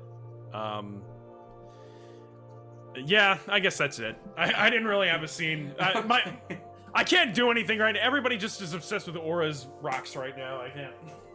You know, that was grade A, like RPing right there. It was like, oh, spot on. No, right? All right. With all of that said, it does take you actually a couple days before you're able to see the metropolis that is the city of Acheron finally come over the horizon, and you realize you are finally pretty much home. Yes, Inanna. We get a long rest. Yes, you all get a long rest during this entire trip, so you are all completely healed. Still looking a little worse for wear and such. You make your landing back at Acheron. You guys, even despite the long rest, you're still like emotionally and mentally exhausted from everything that has happened. You leave the port, and you find yourself making your way past the city and just beeline. Nice. Nice. Oh, I taste chicken. Tastes like chicken. You make your way, just beelining it straight to the headquarters. As you do, you pass by a small group of priests in white, and you realize that they are all holding the symbol of Nord around their necks. And they all see you, and they notice like your gray blade emblems on your chest, and they all like put their hands together, and they all like bow their heads to you in respect. I bow back. Inanna does like a priest. I don't think Luana even bothers to notice. Mary keeps walking. Mary just keeps walking past them, not giving them any attention. I look at Luana and I say, "'Tis better to make allies with enemies than it is to make enemies of allies." It's better to not care about anything but yourself. Anyways, let's go. Oh man, you successfully make your way back to headquarters, walking past like so many other people here. Standing at the entrance of headquarters, you see standing tall there, Volthric himself. Master Volthric, I believe we have a lot to discuss, if you're willing. Yes. You got here rather fast. Yeah, how'd you get here so fast? It looks like you've been here for days. Don't worry about it, fam. Oh my god, Izzy, I have another t-shirt design. Oh, no. Saying don't worry about it, fam. Put it in the chat. Put it in the chat.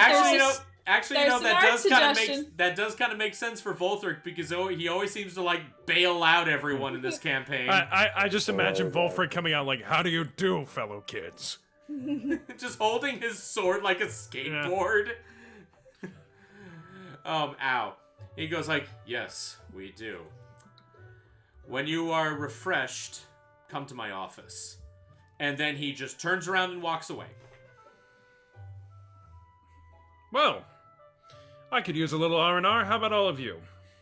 Oh, me as well. Yes. Okay, I guess. Who wants to join me at the bar for a little drinks? I would. Is this where we take our break? Yes, this actually will be. This actually is perfect. I meant to do it. I meant to say something, but then I just got so into it. So yeah, here's where we will take our break. Gonna take about like 10 minutes or so. We'll be right back to this, and we will continue this session. So take care, guys. We will see you in a bit.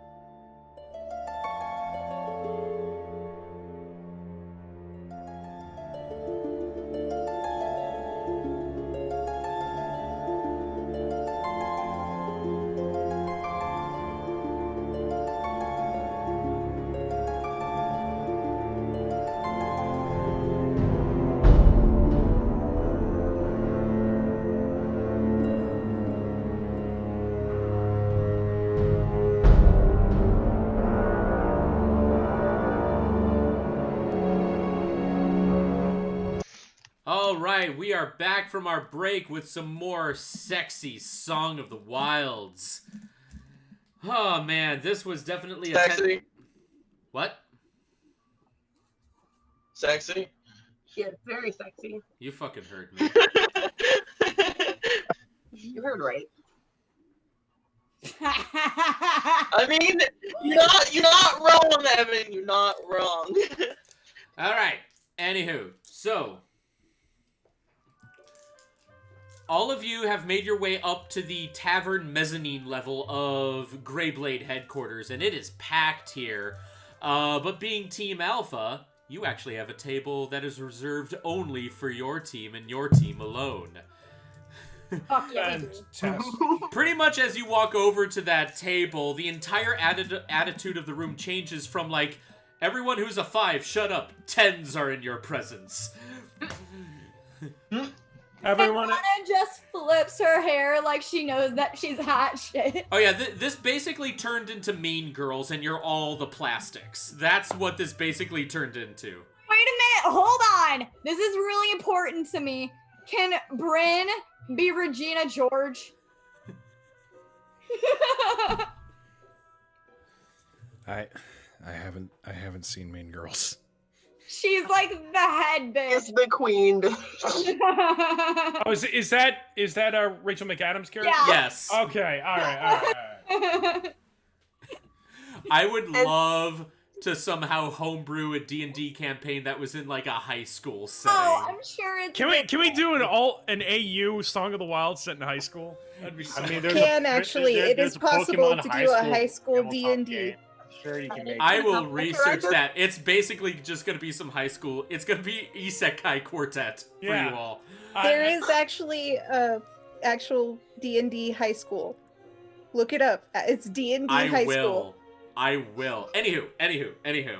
So, you guys make your way back to your specially reserved table, and there's like a tiny little gold plaque, like bolted into one side of this round table, and it says "Reserved for Alpha."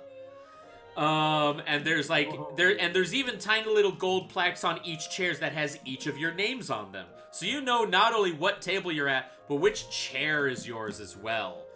Just to mess with her, I sit in Luana's seat. Oh, I knew you were gonna do that. I love you.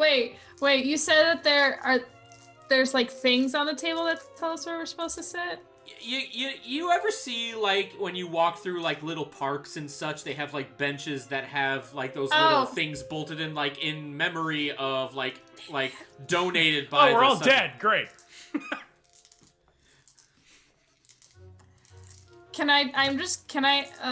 know what? Can I just, like, pull a chair out and just, like, throw her on the ground?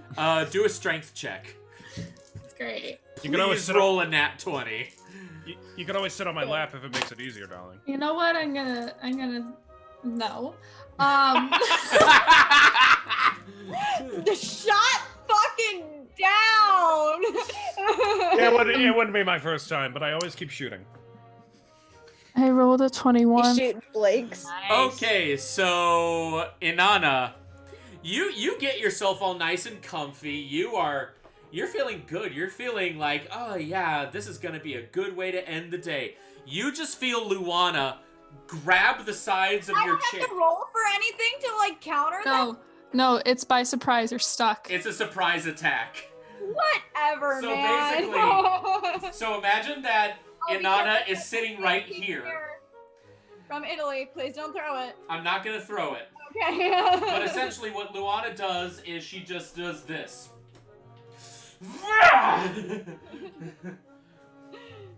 Great. Fan. Luana successfully yeets you out of the chair, and this counts as a surprise attack, so you don't really have any way of countering it, so you are sent like, and because she rolled a 22... You take 10 hit points. No, but you do get... I forgive you. You do get sent flying like 30 feet.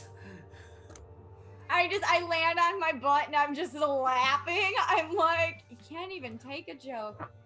The younger Logan just looks over. Oh, Nice. And just goes back to eating his elders. Oh yeah, Logan's there. Oh yeah, he- Logan's there. I guess he would be. Yeah. Yeah, Logan's a dwarf. They have long lifespans, so he's definitely been around. Yeah. This earth. But however, this I hear that, this and can I just really, really subtly do... First off, no, because I was in the middle of something. I was describing Logan here. Okay, sorry.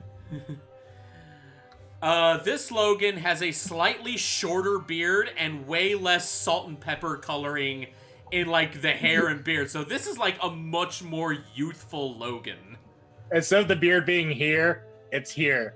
Like... Beyond that, though, that is the only difference. He still looks like a truck driver asshole or something like that. Though he has a blue sword that, like, on his back, though. He has the blue sword. Okay, so Inanna, what were you going to say? First of all, I apologize. Second of all, I was just gonna say that she hears him like say, "Ha, nice," and I'm just gonna do a very gentle magic stone and try to knock his cup of ale out of his hand. Why are we such dicks to one another? Because you're the plastics, you have that ego of being Team Alpha. We all want to be number one. You are number one. That's the point. No, but we each want to be number one amongst the number one. Ren wants to be friends with everybody. I don't understand. Morgan would be the really ditzy brunette in Mean Girl. You're Gretchen Wieners. That's why her hair's so big. It's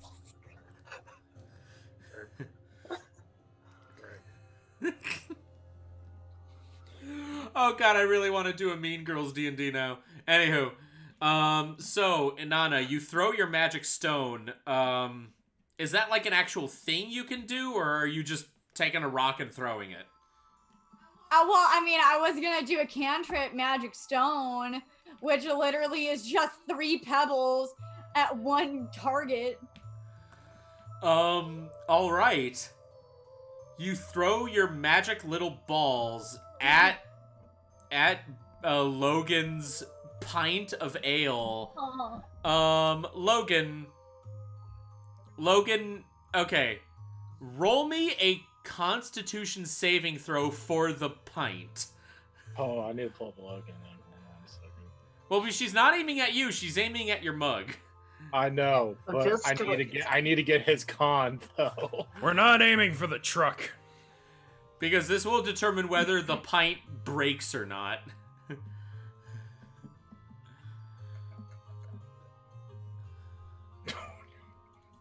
27. Oh, for the pint? Well, it's Logan's con, right? So his con's a +7. It's a fucking cup. And I rolled a D20, right? So I got a nat 20. Okay, so even without the modifier, it still would have lived. But not only that, and he rolled a nat 20. Or rather, the mug rolled the nat 20. Put that in quotes. Put that in quotes in the Discord. The mug rolled a nat 20. So normally, in any other circumstance, the mug would have either shattered or the ball would have just bounced off of it. However, because it rolled a nat fucking 20, Inanna, you find that the magic pebble ricochets off the mug and just beans you right in your own forehead. Not Inanna's day. So it hit like the adamantine rivets that are on the mug. And yes. Just like, so it hits. So the pebble hits right here, along where the metal is, and just ricochets back, and just gets you right in the forehead. You don't suffer any damage because it was a tiny pebble, but you now have like this little red like cane mark on your forehead. That's just like this little red welt. I'm already purple, so it's gonna look so weird. Yeah, Logan just looks down after that and just goes, heh. So basically he just says this. Heh. And Inanna gets up and just walks so back to Team Alpha and sits down and is like, Okay, so Inanna has her own little tiny walk of shame back to the table. Meanwhile, Brent is just like, can I get a cider over here, please? At that moment, you see quite possibly the most buxom like barmaid ever, who comes with like a massive tray of food in one hand and like 5 pints of ale in the other. And you see a little gray blade name tag, and it's Gertrude. This is the older barmaid for Group D, but this is her younger version. Nice. And she basically looks like what's her name? Oh my god, I'm totally blanking on her name. Tread carefully. What? I'm totally blanking on her name, but like the big boobed blonde woman in Baywatch.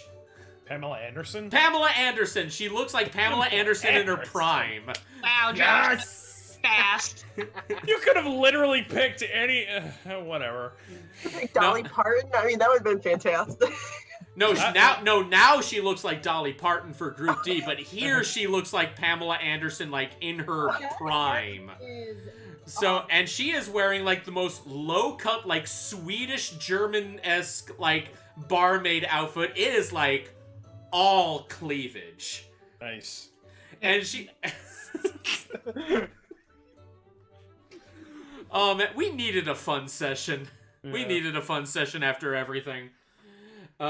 She successfully... Well, not successfully. She's just bringing food. What does she have to do? She successfully rolls initiative for... Just a trip. Yeah, she does a trip. As she... she sets down the food in, like, the middle of the table, and it's all, like, large-size samplers.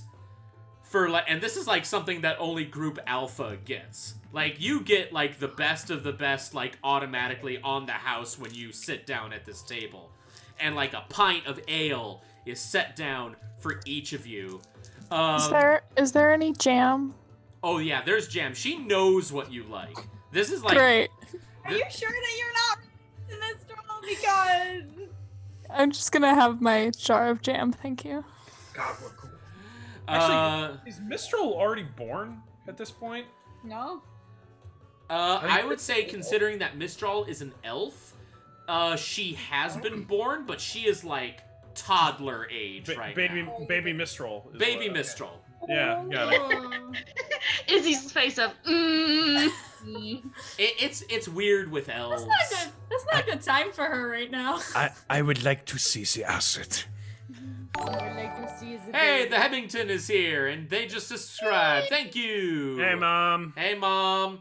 Hi, Mom. Everyone say hi, Mom. Hi, Mom. It's official. The Hemington is now the D&D mom of us. Yeah, that's probably, that seems right. Oh, man. I mean, she's an assassin, so yeah. All right. As Gertrude puts the food out in front of you, she just goes, "Just let me know if you need anything else," and she just gives like a flirty little wave as she just like walks away. I'll keep that in mind. Inanna looks at Brennan and is like, I have a feeling like her and... Actually, you know what? Bren, roll me a d20. Oh, for God's sake. All right. Just a regular d20, no modifier? Just a regular straight d20, nothing else added to it. 11. Oh, wow, you just made it. So yeah, you already tapped that, like, a while ago. Oh, wow. It was like an even 10 split. If you got a 10 or lower, you haven't tapped it yet, but if it was an 11 or higher, you did. Why do I sense a recurring gag of me rolling? Because you're a bard. Yeah, exactly. Logan just looks over. This thinks in his head. Nice. Please don't. Because he's definitely tapped that. Probably more than once. I'm shaking my head. I don't say a word. Oh yeah, you're the pure paladin. You're all filthy sinners. And Excuse you. Logan and Bren Brofist. Anywho,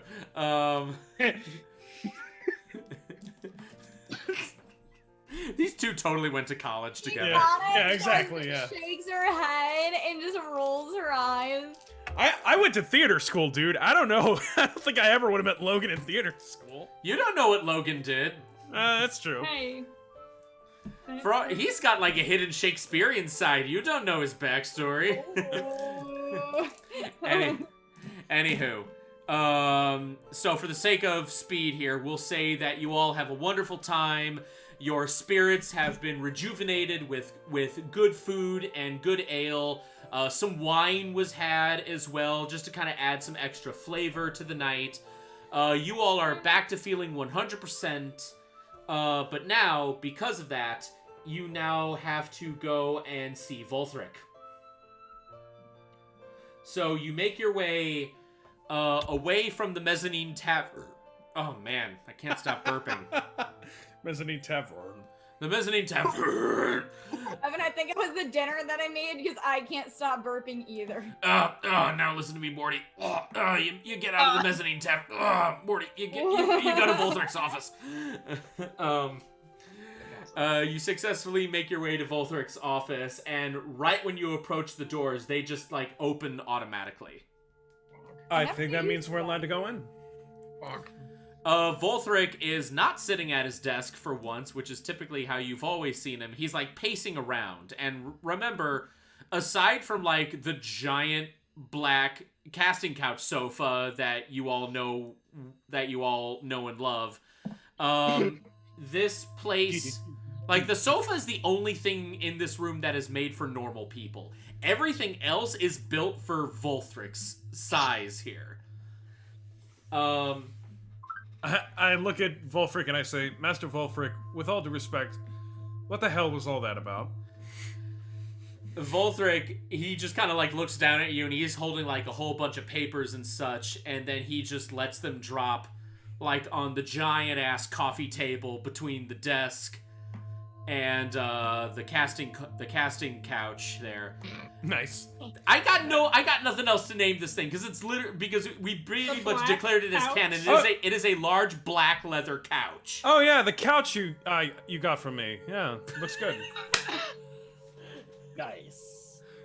Canon. All right. And that will become the old Joe side quest. All of the porn that old Joe lost was made by Bren when he retired. Collectible. Oh man. Love that. I had to make money somehow. Subscribe to my OnlyFans. Anyway. And he does have an OnlyFans. Anywho. Yeah. Damn right.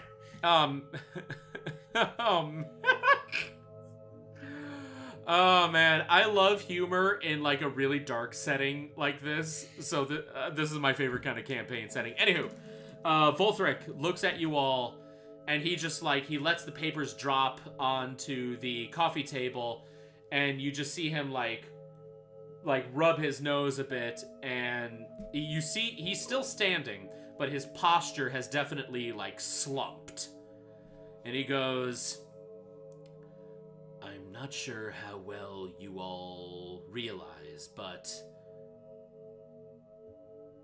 if the slightest mistake was made, you all would have lost your lives.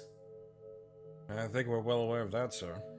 You just saw the face of our enemy, the one who is behind literally everything that is trying to destroy civilization.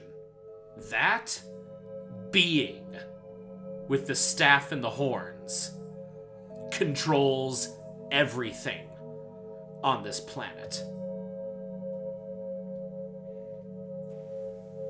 When you say everything, sir, do you mean... I mean nature. Okay. Nature itself bends to that creature's will. The druids we have in Acheron and spotted around at all of our other compounds, they do what they can, but quite frankly, druid magic can't seem to hold a candle to... I figured, because I am a druid. So would I know anything about this stuff? Roll me an Arcana check. An Arcana check with advantage because this is nature magic and you're a druid. Alrighty. So Can- give me a minute. Can I roll a history check? I was gonna say religion. I got He a just wants to do everything. Okay. Inanna got a 19. Yep. Okay, so we're gonna do this one at a time here. So Inanna, you rolled a 19 in your Arcana. That's good. You realize, not only have you recognized that, yeah, the kind of magic that the goddess herself had completely dwarfed yours, you then kind of remember something. Over the past few years of being in service to the Greyblades and being a member of Team Alpha, looking back on it, you could have sworn that your magic, slowly over time, has actually been getting weaker. Oh, great. That would go for Aurora. Yeah, Aurora too. Aurora. All of the sudden, Shadowmancer's in this as well. My bad, it's Aura. Sorry. Some Where's pink-haired your girl item? with a mask, like, no, get out of here. Izzy, you're in the wrong tag. Get out. Well, Aura would only know that if she would do her own Arcana check, but we're But not. we're the same, though. What? And then I look at Wolfric and I just say, are me and Aura in danger? More than our teammates. And Volthric just kind of looks down and he just says, for once, I don't know. Damn. We've never come this close before against the goddess. Bren, you were gonna do like a history check? Yeah, because I actually have a researcher feature, so it kind of makes sense that Bren would kind of know this stuff. So, Well, what exactly are you trying to recall? Well, I guess I really don't know, I guess, now that I think about it. But any historical significance about the situation, I guess? Okay, roll me a history check. Alright, let's see what we get. Oh. Well, this is funny. I have a plus 10 in history, but I rolled a 3, so I got a 13. Good job. The nice thing about being having proficiencies, you do recall that pretty much what you can remember off the top of your head is what is basically common knowledge for the populace, especially for the Greyblades, as well as the various churches of civilization, that this war against all the wild beasts and monsters has been going on for, as far back as you can remember, at least a couple centuries. And you do know that while druids have had a massive presence in the war effort, you do kind of remember that slowly over time there have been less and less druids. And it's not a case of them like dying or getting sick or anything. Just slowly over time, people have begun to put less stock in nature and take up other trades like wizardry or being a monk, stuff like that. People just don't want to be druids really all that much. Not so much of no one's really else noticed the decrease in power, but no one really wants to be a druid anymore because of the stigma. Do our rare gems then. And was anyone else gonna do any checks? Well, I was gonna do the same check that. Okay, then what Inanna did, Aura, do an Arcana check. I got a 9. Well, 9. You have been really too focused on just, like, surviving and helping your friends that you yourself have never really taken notice that there's been any kind of differences in your power lately. Alright.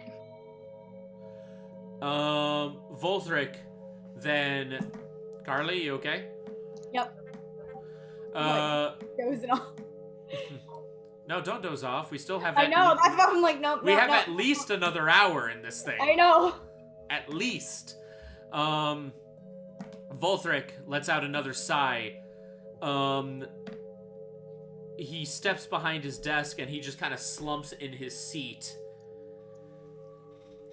And you can just all tell that this man is exhausted. Like, not so much like it seems like this guy's had a lot of all-nighters happening in a row, but it just seems like just the years upon years of this war have just been taking a toll on Volthric here. And he just reclines in his seat, looks at all of you and goes, "Make no mistake.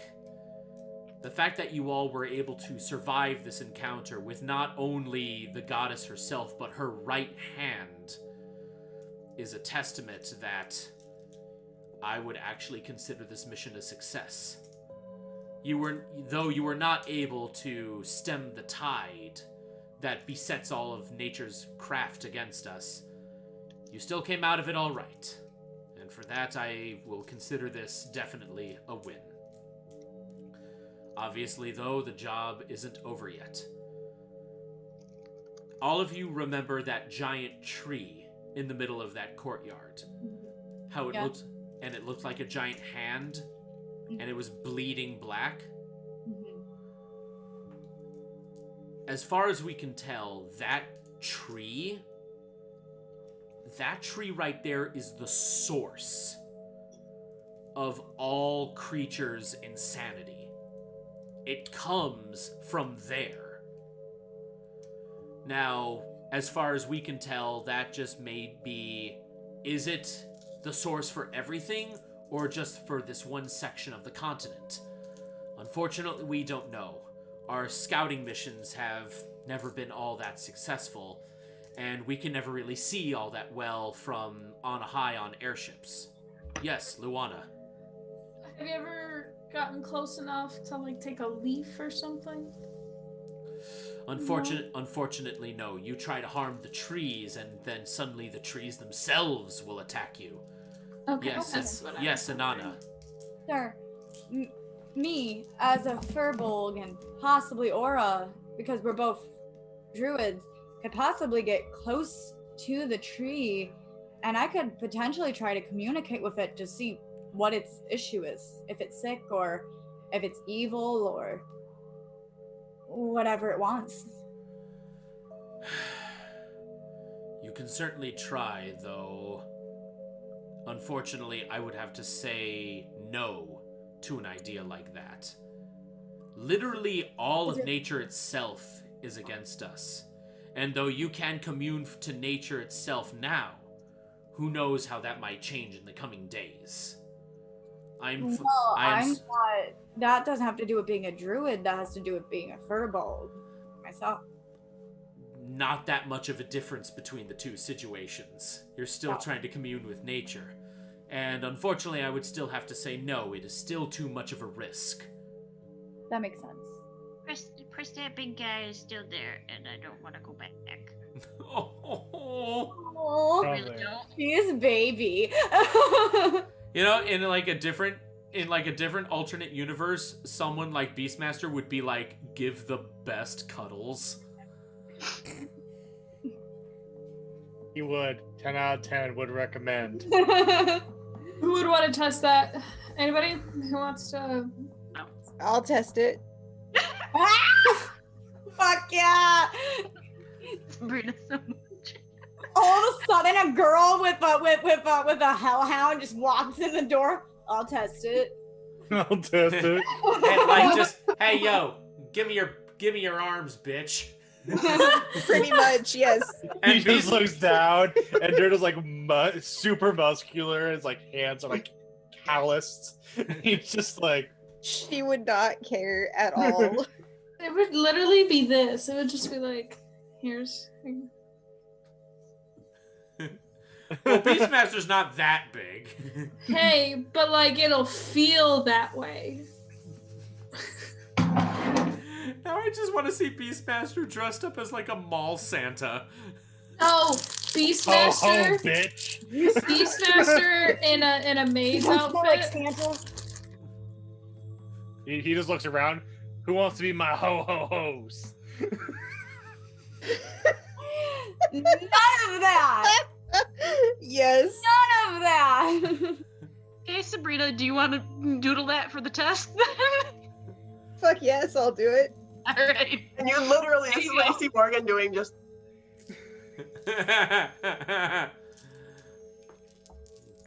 Volthric just looks at your antics, and he just kind of like, you see a little smirk from behind that giant. What, Carly? Are you okay? Yeah, my nose started bleeding. Give me like 5 minutes. Oh no! Oh, geez, I'm sorry. No, Just it goes- happens. It's very dry in here, which is why we have a humidifier. Give me. Yeah, I get nosebleeds a lot. No problem. We'll just say that. Inanna's like just mulling things over. All right. So, Volthric looks at all of your antics, and he just kind of lets out a tiny ass little smirk from behind his giant white Reinhard beard, and he just goes, "That being the case, though, I don't doubt your capabilities to be able to protect each other should you want to try this commune with nature. So, if that is something that you wish to do, I will not stop you. I will refer to your judgment. What I will say is that if you find yourself in any danger, you will return back to Acheron. And that is an order." And he just stares at Luana because he hears that little.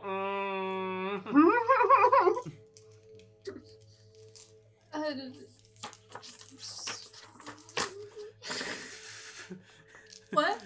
There's like a People magazine on the coffee table, and you just hide your face right behind it.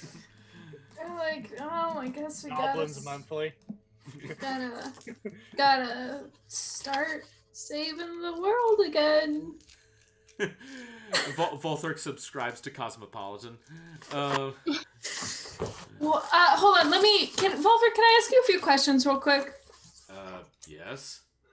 Okay. Do you prefer red or white? Volthric just kind of like looks at himself and goes, "White." Okay. Do you see yourself as like an outdoorsy person or like indoorsy? Like. Indoors. Okay, cool. Just a few more. Don't worry. We'll do this real quick. Do you like, fireplaces and like cuddles, or do you like going out for like a nice meal? The first one. Okay, cool. Okay, last one. Would you prefer someone to like give you a gift, like a physical item, or like an experience? Experience. Oh, interesting. Here it says that you are a like. Oh. Yes. You know what? I'll just circle this so you and your little lady friends. But here's a date idea. I don't think anybody in this room needs to know right now, but like you just have fun with that idea. It's perfect, just for you right there. Hold on. I want to take this test. No, this is just for Volthric. It's his magazine, okay? I circled it just for him. All right. Volthric takes the tiny little pamphlet between his finger and thumb. What is this scene? All right. Yeah, how did we get here? Yeah. Hey, you brought up Cosmopolitan. Luana's trying to distract. He goes, "I recommend that you all get your rest before you try this commune with nature little mission that you have thought up. Make sure that you are all fully ready. I will tell you this right now, if you try to commune with nature, you will be exposed. And I will not know what could possibly happen if things go wrong. But if you have the slightest," and he really stresses the word slightest, "if you have the slightest indication that you are in danger, you will return here. You will not dawdle. You will not try to save yourselves. You will report back here." Is that understood? Crystal clear, sir. I mean, do we have to come straight back here, or like, can I pick up some food on the way? You will report straight here. Okay, I just wanted clarification. Got it. Thank you. That will be all. Dismissed. And the moment he says dismissed, the doors, like, into his office just open automatically. Can I take this with? Sure. Cool, thanks. You all exit the office, and as soon as you all leave, the doors close automatically as well. The day is now officially yours, so if you all want to try and do something until you have to go to bed tonight, you are all free to do so. Can anybody want to go take stupid quizzes downstairs? Absolutely. Oh no. Luana kind of just like looks up and down and goes, of course you'd say yes. Anybody else want to join us? Wow. I want to point out, Luana's the only one here who doesn't like me. You don't know that. She doesn't like me either. It's okay. She doesn't like a lot of people, obviously. Carly, Anyway. turn on your cam. I can't yet. Harley, are you? Did your character say yes or no? I could not tell you were talking. Yeah, Carly, keep your camera off for now. Yep, thanks, Doug. Does she not have a shirt on? Show your business. He's not answering that. Anyways, if anybody would like to join us, I guess we'll be downstairs. Okay, so some of you will be returning back to the mezzanine to your Mean Girls table. So those of you who want to join Luana, you're welcome to do so. If you want to do your own thing, just state that you were gonna do something else right now, and then we'll get back to you. I'm going outside. You want to say that again? Much, but I'm going out. She's going to go outside. Okay, there we go. So who all joins Luana for Cosmo quizzes? Cosmos with Cosmos. And I actually pulled up Cosmopolitan quizzes. Oh my god! Do it! Do it! Oh, man. I did. I have them ready. I'm only there to listen. Now this is gonna test my improv skills. Okay, so apparently, Faldron said he's only there to listen, so he's basically just gonna be standing away from the table, just arms crossed, shaking his head like, "You are all filthy sinners." I'm gonna cross off like list of trans. I'm like on naughty list, going just crossing stuff off. Let's see, hell. So Purgatory. Hell. Shooting daggers at Bren. Shooting daggers. Okay, wait. How PG is the stream? Because some of these quizzes. Yup. It is Cosmo. We're all of age. find like a PG-13 one. That's gonna be hard. I mean, unless you want the ultimate Hannah Montana trivia quiz. No. Oh, here we go. We'll do like do they like you? Ooh. There you go. Okay. Do it. Okay, Let's see what so- happens. So Bren's the one answering these questions, right? Yes. Yeah, I don't know what I got myself into, but here we go. Okay. No, I don't. cast Zone of Truth on Bren. Oh, okay. Yes. Okay, but the question, what am I telling the truth about? You have to answer truthfully. Yes, like, 100% truthfully. In well, there is a wisdom save, I think. In I'm trying to load it. character. Okay, so the first question. So each of these have I'm gonna give you the answers. They're not yes or no. I'm gonna give you what the answers are. You pick one. Okay. Alright. So the first question: do they know who you are? First answer is yeah. We talk and we see each other, but we don't really hang out. Or oh yeah, we hang out all the time. The first one. Better be answering truthfully. I'm answering more truthfully than you think. Well, actually, it's a charisma 18 save throw, if you want to make it. I'm just gonna watch Sabrina Doodle. I think Carly knows what I meant by that. Anyway. I do. Yeah. Okay. the next question is, when you think, do they like me? What's your gut reaction before you start over analyzing it?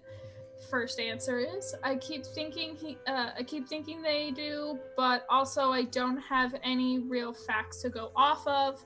Or, absolutely, I don't even know why I keep second guessing myself. I wish there was a third option, but I guess I'll have to go with the first one. First one, okay. So who, in these times, I'm gonna change the wording real quick. Who usually talks first? Text. Or who? It would be text. I mean, for us, but text for us. But who usually, sends you a letter first or talks to you first? Like, which person is it? Who casts a message first? Who casts the message first? Is it like I usually text them first, but they always write back, or it's pretty evenly split? Sometimes they text them first, but sometimes they text me a lot too. I am definitely the one who instigates more. Okay. Now the next one, I hope you're enjoying this. What do you guys usually talk about? Work, school, missions, or just random crap from the day? Missions. I like that. Well done. Well done, Izzy. Well done. That was very well done. That was the best improv right Yeah. there. Thanks. Or anything, honestly. It could be personal, it could be what's going on, stories we've heard. It doesn't get that personal, but I would say somewhere all of the above. Oh, okay. One or the other. One or the other what? Like either you work, school, or missions from the day, or anything. I guess anything. Then. Anything. Okay. Are they single? Oh. This is a very, either I'm not totally sure / no, or of course they're single. Why else would I like them? First one. First one? You have no idea if they're single? That's rough. Are they looking to date someone right now? It seems like it, or definitely? Those sound like the same answer. Yeah, that's not... Oh, sorry, I can't fucking read. Okay, it doesn't seem like it, or definitely. One. Then why do you like them? Anyways, when you're... I didn't expect to get called out like this. When your friends or teammates see you two together, do they think they like you? This can just be a yes or no. And Anna, Yes. want to help me out with this one a little bit, or She's lying down on the grass and she perks her head up and she is like, well, based on what you've told me, I think that it's a possibility. What did she tell? What is it? So a yes. Okay. Yeah. Have you? Sure. We'll give you the benefit of the doubt, Bryn. Okay. Cool. Have you guys ever had a moment, like an intimate moment, that you would almost want to kiss them? I can answer that for him 100%. I am so confused, but okay. I know why you're confused. It's fine. That's perfectly fine. Okay. Yeah. So. Well, you wanted me to answer truthfully here. I'm in a weird situation. I flower crown and I put it on Bryn's head. Okay. Anyways, last question. If this was your friend telling you about this person, if this was your friend telling you about a guy she liked and they were in the same situation you are right now, what advice would you give her? I'd tell her to wait a few more weeks and see if anything changes, or I'd tell her, obviously you guys are in love, so stop beating around the bush, you idiot, and just get together. Honestly, the first one. Okay. Well, hold on. Now making me add things up. Hold on. You wanted to do this.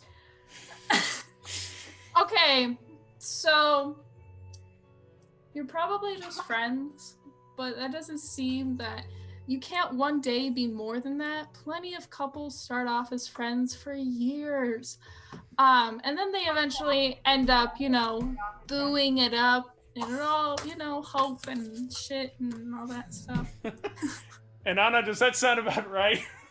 I think it does. Yeah, that's fair enough. Well, so who do you like?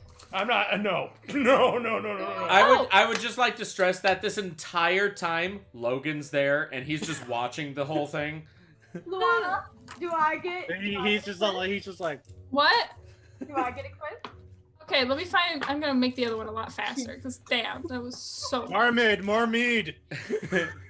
Okay. Giant boobed barmaid, bring me more.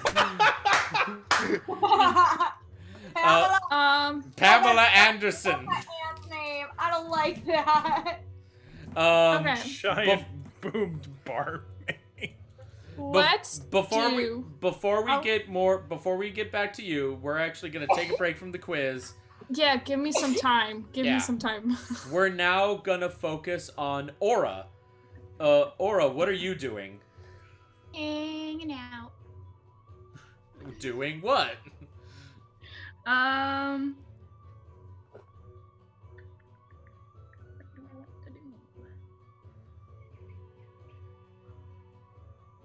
Looking at rocks? What are we talking about here? No, I'm trying to Juggling. think. I would just like to point out that Mary was really tired and not wanting to put up with anything, so he just retired. I go to bed now. So he's like, he just went right to bed. I catch Logan fist bumped him before he left. Oh yeah. I catch the wings of 40.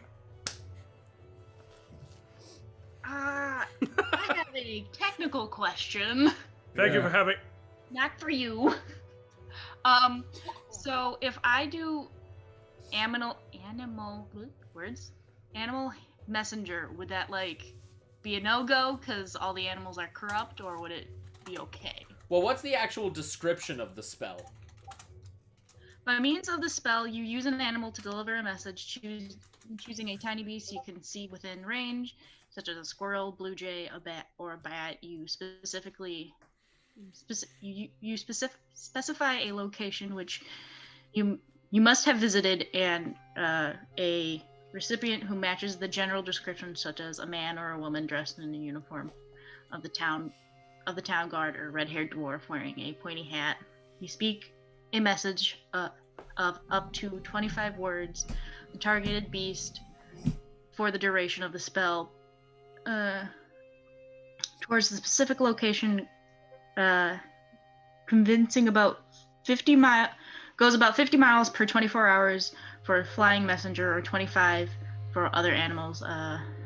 When the messenger arrives, it delivers your message to the creature that you describe, replacing the sound of your voice. The messenger speaks only to the creature matching your description. If the messenger does not reach its destination before the spell ends, the message is lost, and the beast makes its way back to where you cast the spell. And all that, I would have to say no, because all animals are savage. That's why I was asking beforehand. Savage. Is there any wilted plants around? We'll do that. Yeah, the courtyard of headquarters. Okay, I'm gonna go in. Where is it? Evan, Yeah? I sent you a DM. I'm gonna use plant growth on it. Where did you send me the DM? It's also in general chat under Misfits. Oh, fuck. That's funny, my bad. Here, like fix. I thought I went to his DMs. Oops. That was pretty funny. I think I just missed it. Yeah, you did. Okay. Okay, good. I asked you if you could bring me the Kleenex on my desk. That's so much easier. Oh. Why did you private message him that? Because I'm embarrassed about my fucking nosebleed taking me this long. Don't be embarrassed. I'm sure at some point I'm definitely gonna have a bloody nose during one of these sessions. Don't be embarrassed, hon. I get Especially bloody if you're noses Bren. all the time. Okay. I get them like all the time because I'm really sensitive. I like how I'm using this thread up little tiny pamphlet as my cosmopolitan. It works. Thank you. It's a problem. I just like that it has little doors on it. That scene really took a direction I was not ready for. You know what? There was also the other quiz I was gonna have you answer was should you have a threesome? I'm like, no, let's just keep it. Maybe not that. Have a threesome. Maybe not that. I should just as friends. All right, so let's get back to Aura. Aura, what are you doing? Using plant growth. Okay, the courtyard has definitely seen better days, but you... Uh-oh. Is that Beastmaster? Beastmaster. Beastmaster. It's also in general for the D&D group. Who wants to be my ho-ho-hos? Yeah! There you go. You're welcome. This is a very silly night. We needed it. We needed it. I'm not complaining. I'm just saying it's very silly. Oh man. Okay, so Aura, you definitely successfully bring some life back into the courtyard. Flowers bloom. The tree kind of starts to get its leaves again. Things are looking great in here. Save that. You all right? I'm fine. Drink the water. Ah, there we go. All right. Morgan, are you doing anything? Morgan? Leah? Nope. Nothing special. I'm just kind of sitting around. Okay. Just vibing. Maybe just like has like some magic balls and she's just like juggling her like little magic orbs. I brought you a gift. So she's semi-klutzy, so she would not be doing so well with it. That's why she's only using 2. Okay, you know what? Morgan, give me a dexterity check. But we still love her. All right, 18. Did better than I thought. You have one of those rare moments where you get into the zone, and you not only do so well with 2 balls, you add a third one, and you realize, holy shit, this is easier than I thought. Phrasing. Yeah, Bren's ears perk up. I'm like, what? He knew exactly what he was saying. Don't be too confident in saying that, Carly. All right. Luana, do you have your quiz ready? Oh. Oh, shit. Sorry, I was waiting for the name Mistral to come up. Yeah, and I'm doing, yeah. Not registering, but yes, I know. I didn't hear Arios. I was like, oh my god. You're like, all right, I'm a woman this time. Anyways, is Inanna ready for her quiz? Inanna is ready, and I think my nose just stopped bleeding. And Bren is still here. Let me. So. Yes, you can help. Just drinking. This one. All right, y'all. We are going to be planning. We're gonna plan a wedding, and you know what will happen at the end of this? We'll reveal your soulmate. Sir. Shoot. I would like to point out everything that Luana's saying is very sarcastic coming out of her mouth, but like. Master Warforged, do you want to cast another spell? Do it. I mean, I don't feel like Inanna would lie anyway. Why would you feel that I would lie? Because I have nothing I've to seen what you hide, do. Bren. Okay. Very. So. First of all, FS Dakota's rating us with a party of 3. Woo! Thanks a lot, Andrew. We love you. Back to the Cosmo quiz.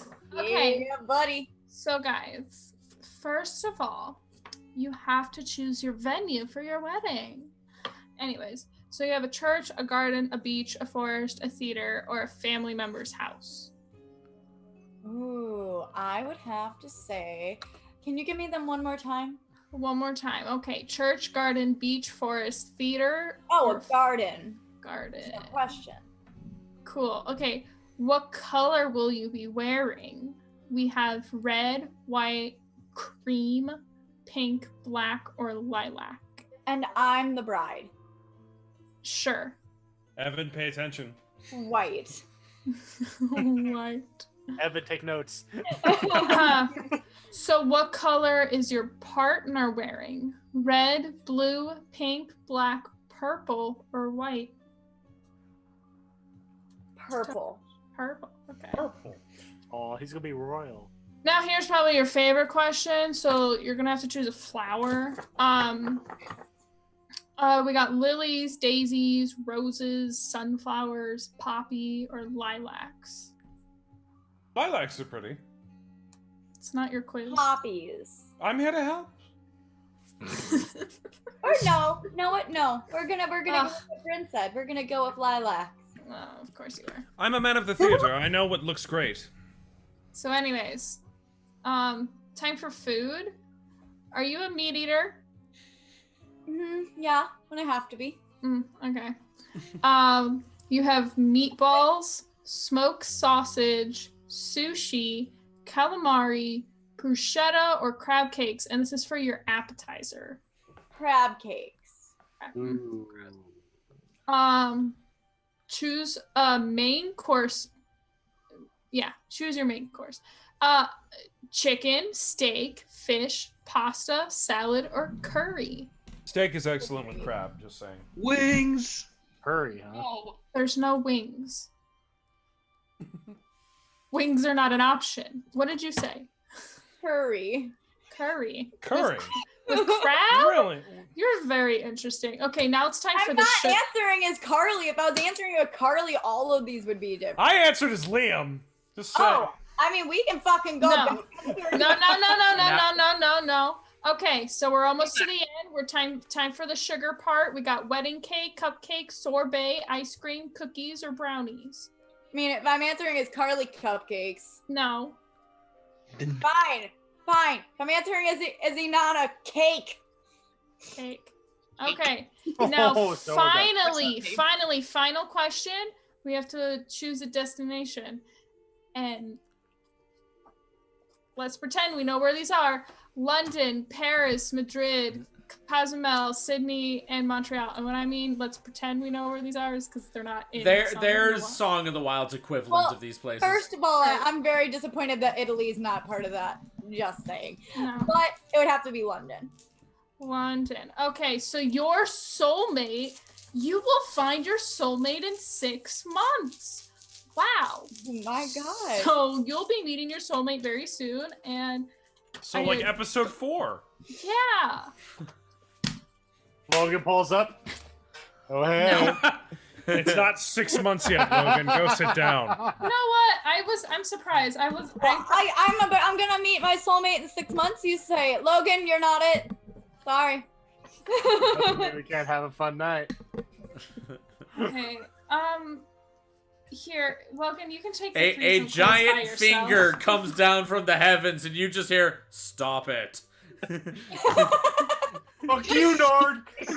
What is this, Monty Python now? Jeez. All right. No, I then hand the quizzes over to Logan and be like, you can take the threesome quiz by yourself and go figure that out. He takes it and he just starts going. Not with me, darling. I just want to point out.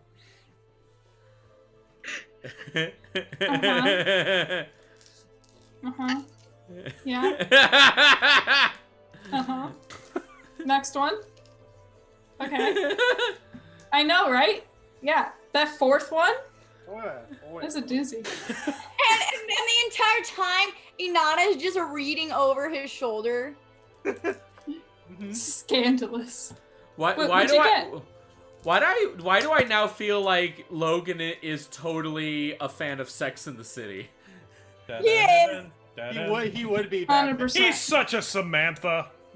He would So be which- back then. Now in Group D, he's a changed man. Yeah. Once Sex in the City ended, he was never really the same. So Logan, what'd you get? What's your answer? You'll find out tomorrow. And he just walks away. Tomorrow.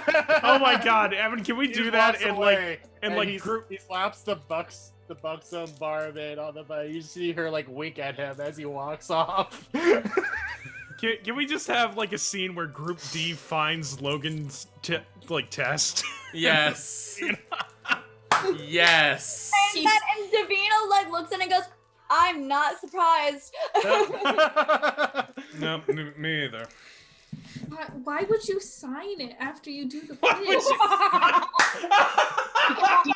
Well, you might find out next time. That was very good, Izzy. Group Alpha. Oh, God, would I don't you even sign it? want to know. I don't. Oh, that's know. funny. Is that like your mark on life? You're like, haha, it said yes. All right. There's like a old school photo of him with the two women that he was with next to it. That being said, Yeah, let's just get away. I think we broke the DM, guys. oh my God, this is my favorite session yet. Why did Luana have to find the Cosmopolitan magazine? Oh man, I'm officially also declaring it canon. SOTW has its own version of BuzzFeed.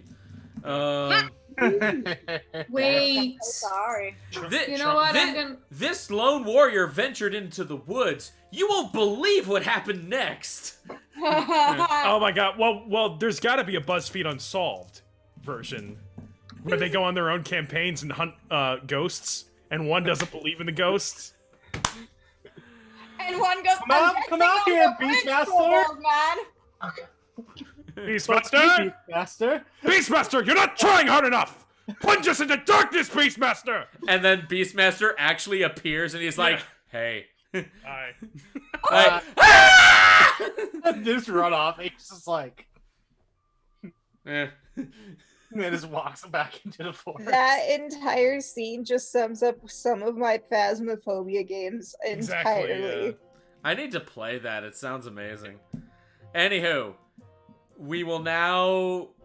It is now late, and you all finally retire to your rooms, and you guys got, like, nice freaking rooms. Being, like, Team Alpha over all of the rest of the Greyblades, it's almost like the main building of headquarters is huge. And Can I just say that Inanna's room has succulents everywhere? And they all have different names. I wasn't done yet. Sorry. But yes, that can be a thing. That being said, though, the entire top floor seems to just comprise of Volthric's office and all of your rooms and nothing else. So all of your rooms are big. Like, you each have your own penthouse. So now I would like to know, what do each of your penthouses look like? You know what? Give me a second. I'll go first. Inanna has because of course she does.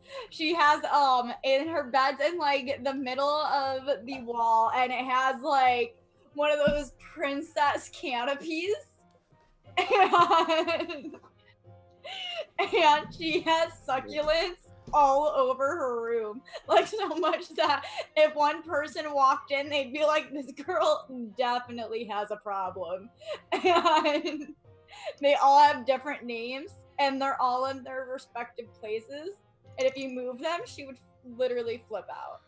Also, she has flowers that she grew all over her walls, and obviously she got the one with the canopy. Sorry, not canopy, with the, shoot, what is that called? When it's like, the window like jets out of the wall. The Does that even have a name? I think it's just called a window. Like No, there's like a bench window. Oh, I know what the word is. Window.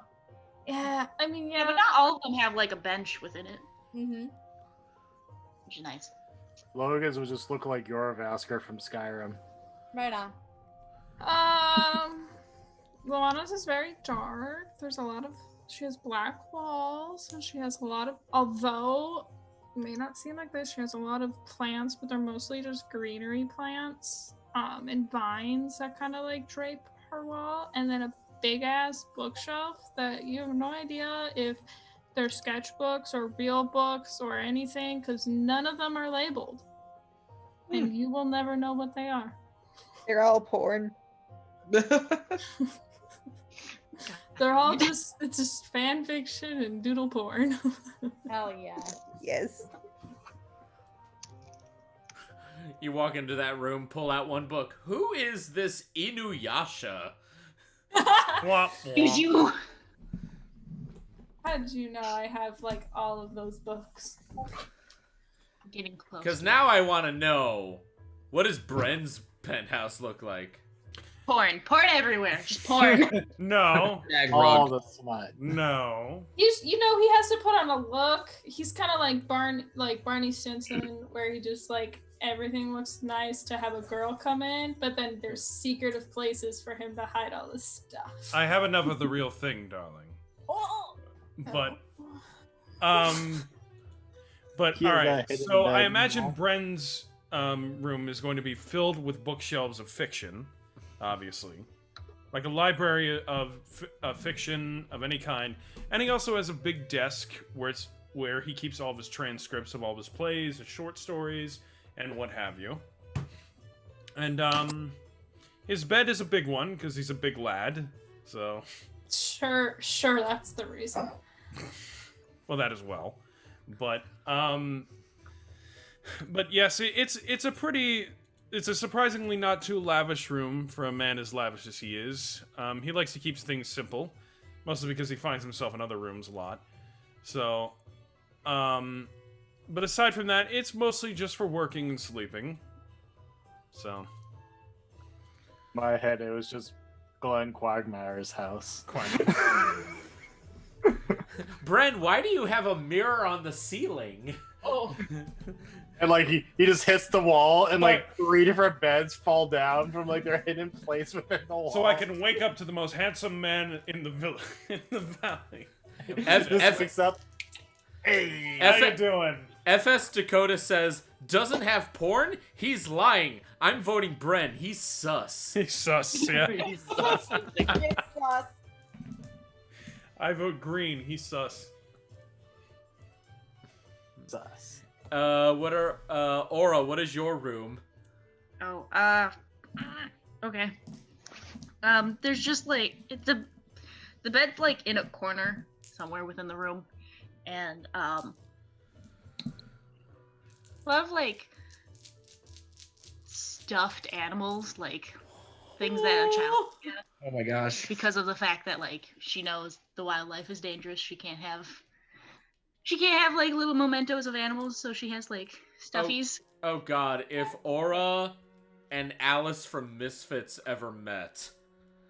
Oh, the world would freaking explode. My god, that would be awesome. It's okay.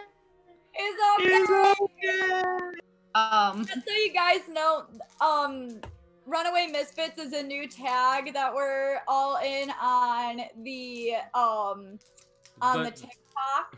On the Discord. On the Discord. On the Discord, on the internet. Character, and she has been deemed a baby.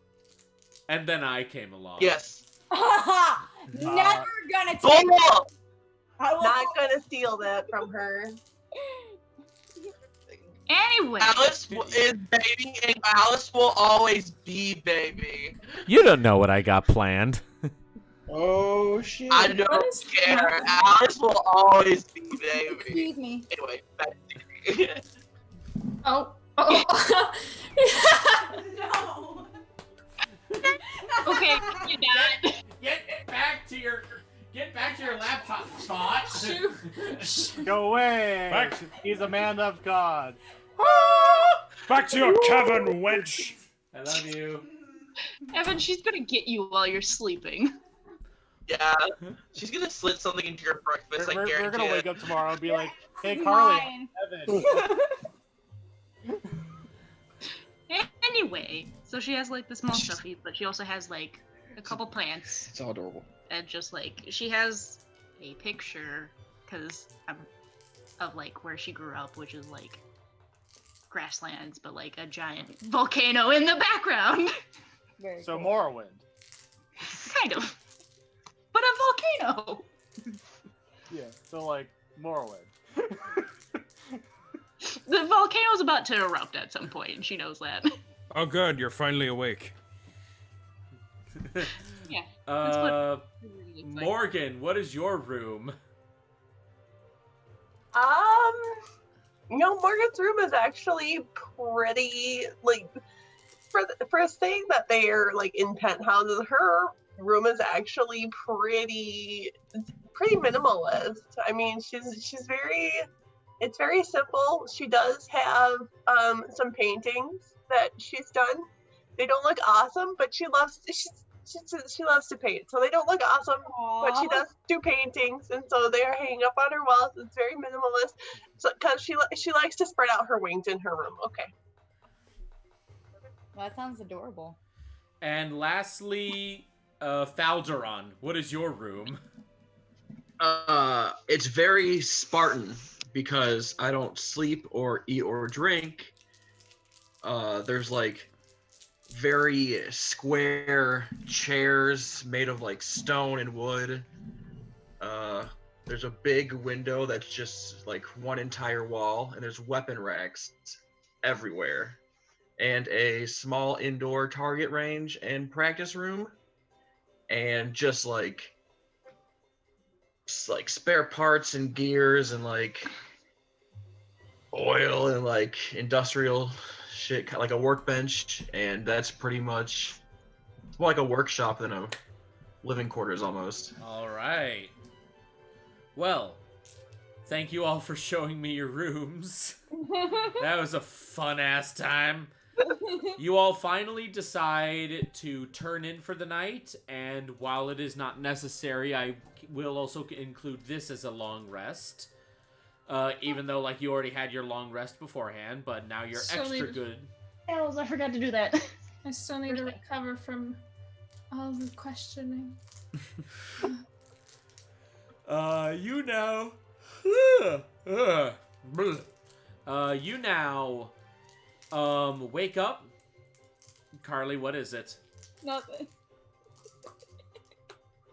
Josh, what did you do? He keeps on sending me Pomeranian pictures. Stop it, both of you. We are trying to have a serious game right now, guys. And I appreciate if you would focus on the game.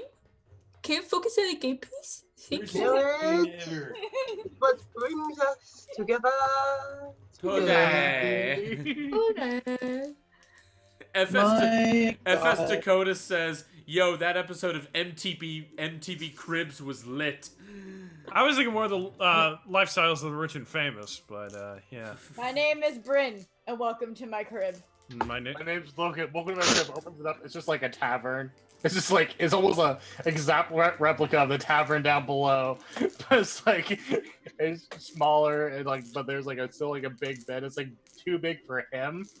Man, put down my papaya. Do you guys remember that commercial? What happened? What just happened? So much.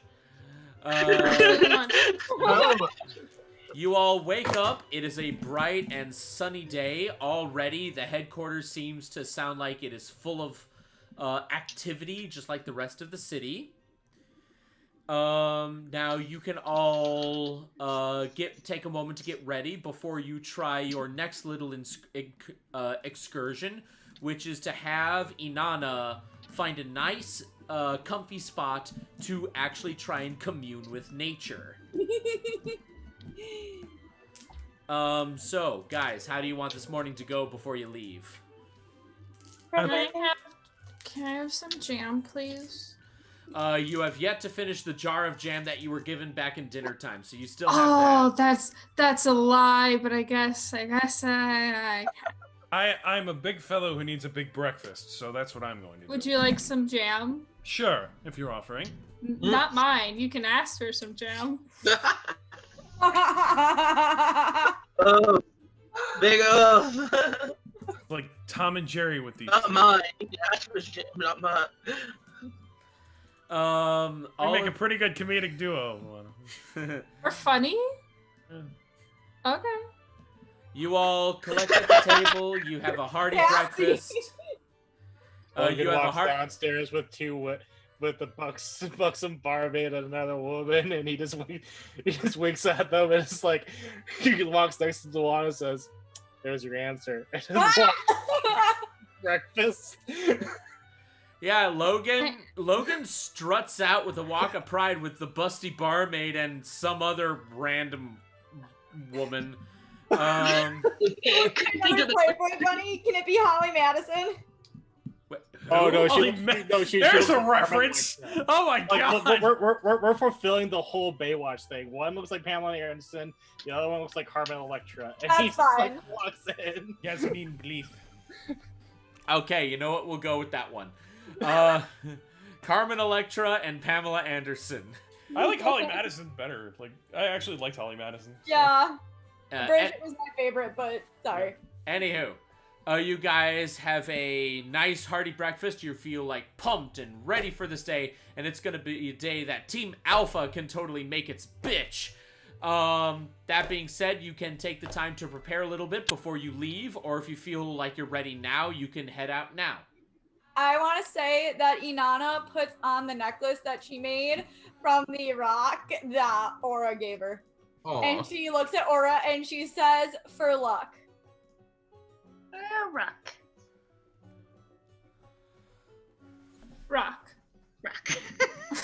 No, I said luck, but derpily. No, Luana is just looking at the rock and just goes, rock. Mary at this time, who is also at the table, looks up at all of you holding your rocks and is like, I see that you also like rocks. I also like rocks. Why did I make this guy Japanese when he made him Russian? It's Ozu from Kappa Mikey. I also like rocks. Isn't that right? Yes, man. Yes, he eat rock all the time. That's amazing. Oh, now we've lost. Sorry, Carly. Okay, guys, we've lost the DM. I don't know what we're gonna do. Breakfast. I've been watching the shit out of Kappa Mikey right now. Good job, guys. Good job. Kill the DM. Good job. Guys. I guess Carly is taking over as the DM, doing the DM. Yay! We got Carly as our DM now. A giant tentacle comes bursting. Ew, gross. No, get it out of here. Mrs. DM, I love that. Can I ask, what kind of jam? Hold on. What kind of jam am I eating? What kind do you want it to be? No, tell me, what kind of jam am I eating? You're supposed to take the lead. I'm peach. All right, bitches, I'm back. It's always fucking peach. Why does it always have to be goddamn peach? Oh my god, let me just say. I don't understand. Fine. You know what? You get fucking grape. You know what? I'm gonna ask the real DM. Hey, Mr. DM, what kind of jam am I eating? Prickle pear. Oh, there we go. Some options, man. And let me just say, oh my god, Liam, it's like you were channeling the spirit of Kappa Mikey. You like became a different person. I was telling everybody I've been. Time that I do the keep off the grass scene from fucking Princess Diaries. I just never saw that coming. I've been watching the shit out of Kappa Mikey, Evan.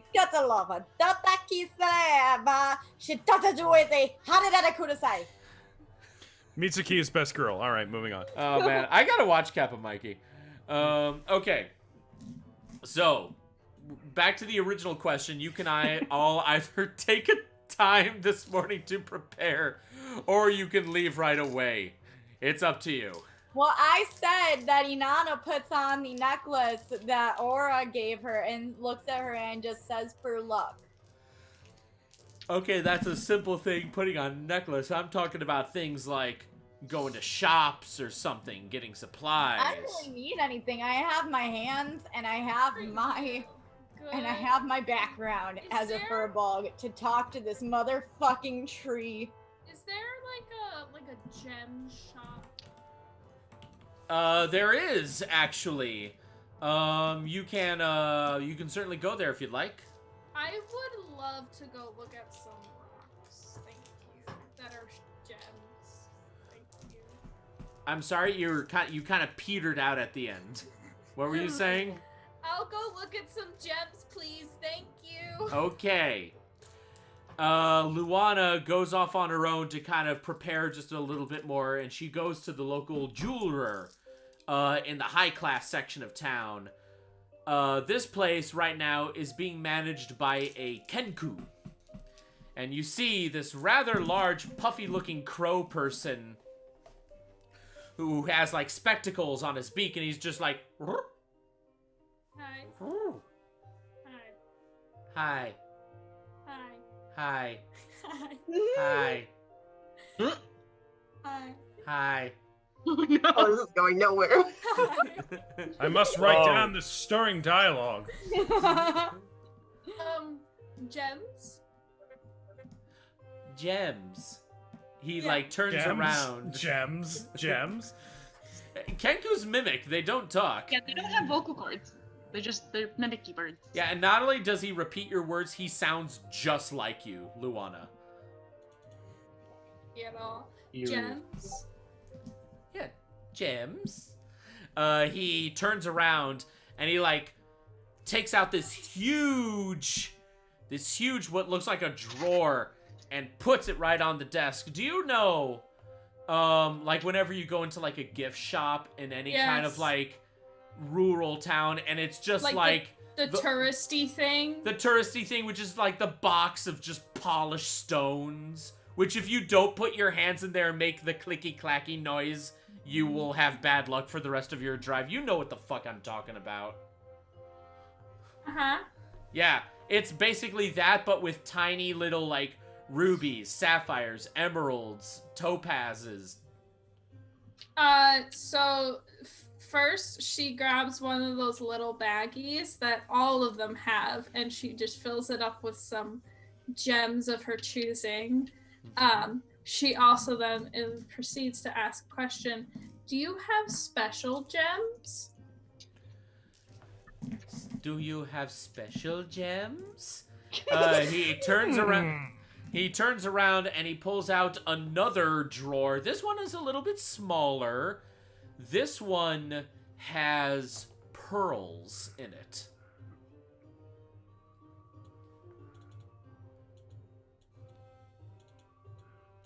Are they multicolored pearls or just? Oh yeah, they're multicolored. You know, she takes another. She reluctantly takes another little baggie, fills it up with some pearls. How is she supposed to ask how much if all they can do is repeat themselves? You'll just have to ask and find out. What is my total, good sir? Total good sir. He then takes what looks like a little scale, kind of looks at the gems for a moment, and then he moves the little pointer down a bit, and it points to a number which is 30 gold. Where is it? You know she's gonna get them gems, so she doesn't have 30 gold.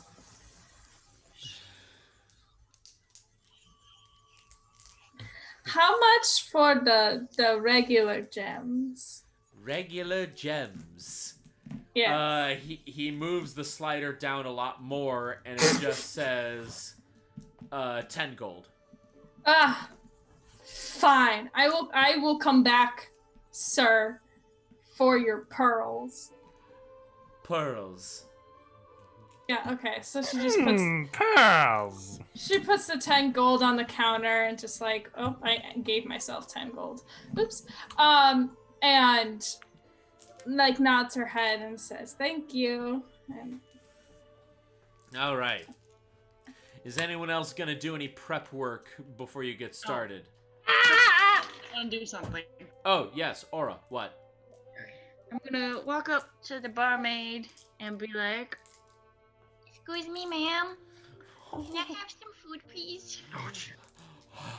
More? You want more? Alright. "Oh, you're welcome." She's such a cutie pie.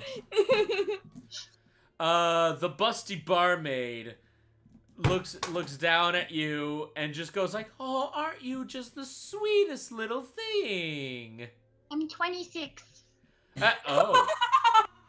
How's the barmaid? Like very early 30s. 26, you fuck. Where's your mommy, little one? I'm 26. Where's your mommy, little one? Relatable. Logan would still be like close to almost 100 by this point. Oh so yeah. Hashtag relatable because people still think I'm 16. I'm like, I'm 27. Yep. Yep, that feel. Yeah. That feel. Oh man. She goes like, my apologies. What can I get you? Can I have some meats, please? Absolutely. She quickly kind of trots back into the kitchen. You hear some rummaging, and she takes out like a rather large folded sack of like dried salted pork. Thank you, ma'am. You're very welcome. Takes it, walks up over to the table and starts eating. Oh. Logan is holding his heart. Again, y'all are welcome. You let me make this character. And she is baby. Is anyone gonna do any more prep work before you guys get going? Wait, sorry. Can I go up to Aura for a second? Go right ahead. And so, the little bag of gems that I just got, I go in. I pull out like a little like orangey red one, and I go, "Here, this for you." Thank you. I shall put it in my pocket and keep it forever. Oh my god! Put it in your pocket. It's just like, Dude, you are killing me. I'm going to protect it. Oh. Good. And then she takes that mysterious box, pulls it out from wherever the hell it's kept, and then that whole bag that she just got, she just dumps it all in, closes it, and hopes. I know where it's kept. Anyways, that's my story. I hope you enjoyed it. All right. Anyone else gonna do any prep work? Just gonna heal my heart. Because You're gonna kill Me your too. heart? I would like to take a minute to like kill my heart, even though I am not playing. Well, congratulations, Aura. You've murdered 2 people. You are just the Kira's like, hell yeah. y'all don't understand. I can make Sky and Fiad, and then her. Sky is Astrid's being. I'm getting that Clockwork I Pegasus. love Sky. The thing, like what I've read on Sky and then how she's acted in some of the RPs, I love her so much. Oh, just wait. More will happen. So Indeed. Oh no. All no. right. Anywho, Scared. you guys all fully prepared, fed, and ready to go. You make your way back to port. You see old Joe. Well, not old. He's just Joe right now. He's Joseph. Joe. You just see him like waxing the side of his ship, and sensing you return, he like, oh, I didn't see you come in. And like the hair, like whoosh, and it's like it's not just blonde, it's like radiant gold coming out of this guy's head. How does he do that? Feel free to use like the horsemane shampoo, but don't even look at the whalebone comb.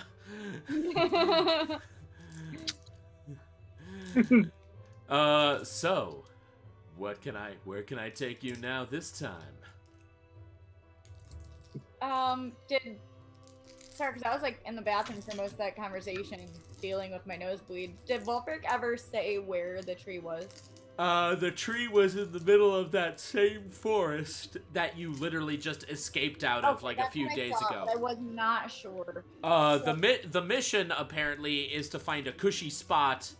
It doesn't have to be that forest. It could be anywhere that you try to feel comfortable, where you can try to do a commune with nature. Oh, I'm not actually communing with the tree? It doesn't have to be the tree. It's just nature in general. But I already did that, like the last one, and you said like that. They just said, "Hey, what's up?" But I can try again. So just take us to the same forest, Joe. Old Joe just kind of gives you a weird look, like, "Are you sure about that? We literally just got out of there." Is he? Crap. What's the actor's name? Damn it. Who? Peter W. Fabio? No, not Fabio. The voice. Peter. What? I can't. It sounds a lot. It sounds a lot like John Wayne. Hi there, pretty lady. What brings you around these parts? Okay, that's less John Wayne and sounds more like Deliverance. You sure do. I mean, it works. I could totally see him being Deliverance. Anyway. No. No. No. No. No. Not. The movie traumatized my dad. No. You got a pretty mouth. Why don't you drop them pants? You all get on the ship. Just before liftoff, you notice that Volthric says like not Volthric, Joe.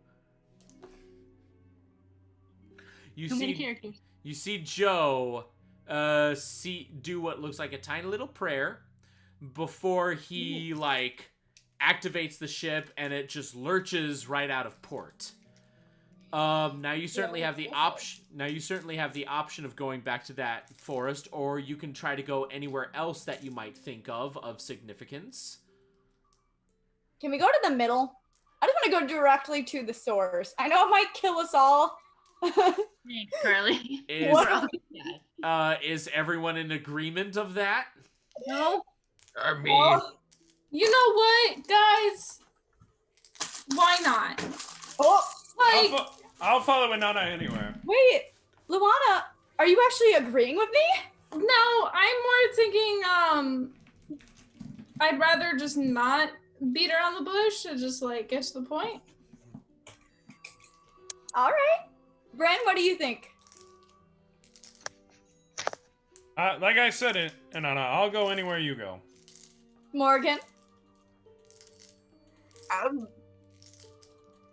Yeah.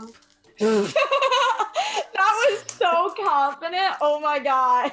Well, she's like trying to think to herself, like, is there anything like maybe not all of us should be right in the center? Maybe some of us should be like farther out just in case something like that whole like vine attack happens again. Are you saying that you want to split the party? Guys, that's why I'm like, yeah. All right, Aura. How'd you know that big scary guy's there? I don't want to be with you. Oh my god. But he should still be trapped in the same place. No, that's how long does that spell last? Oh shit. Yeah. If anything, he would be even more pissed. I'd say, you know, Brad, you got like persuasive skills, don't you? Yeah, we need to know how long that spell lasts. Can't you like just like seduce the big beastie dude? Oh Christ. Yeah, I mean, I would pay to see that. I mean, you claim to say that you're like a sweet talker. You can get anybody's pants or whatever, but like, prove it. Put your money where your mouth is. Well, he's not here for one thing, but And 1 minute, by the way. 1 minute. Yeah. Yeah. So he's probably, if he's there, I'm gonna be surprised because it's definitely not working now. Yeah. So that mind cage thing didn't last long. Well, that all. Oh my god, you all. That all being said, it sounds like that there is an agreement, and you're all turning the ship back toward. But we haven't asked the main person who should, the team leader, whose name escapes me at the moment. Falderon. Thank you. All right. Look at it this way. Why are you trying? You're so rude. You're so. Come in. Rick said we could, Come on. No, that's a good point. but we risk losing the airship again. That's a good point too. The closer we get to the center, Hi, the Zia. more dangerous it's gonna be. Say hello. Buddy. Hi, kitty. That's a solid point. Very. So what do you do? Well, where would we go? Like, what? perhaps we should have asked Wolfric. That would have been a good question. Something. I Had to say- find the cosmopolitan. Why don't we fly over until we see a tree the shape of a hand? What, and just like try to jump on top of it? I mean, do you have any better ideas? Can you not try to leave? Can you not? Oh, that's why your leg's over there. Now. Well, why don't we do that, Joe? Joe. as he looks up from the cockpit and somehow his hair like whoosh. Yes. Yeah. Can you have you ever flown over a hand-looking tree? A tree that looks like a hand? So far, the only one I've seen was just that one that I rescued you all from just a few days ago. Cool. Do you think you want could to go back? fly over that? Are you sure you want me to do that? No, but it's the best shot we got. You know what? Okay, does anybody have any protection spells to protect the ship? Oh, solid point. I could cast. Anybody? I have so many spells. Hold on a second. Right? There's just so many of them. High level spellcasters be like, Yeah, there's a lot of spells there. yeah, high level spellcasters be like, what spell would you like? Whoosh.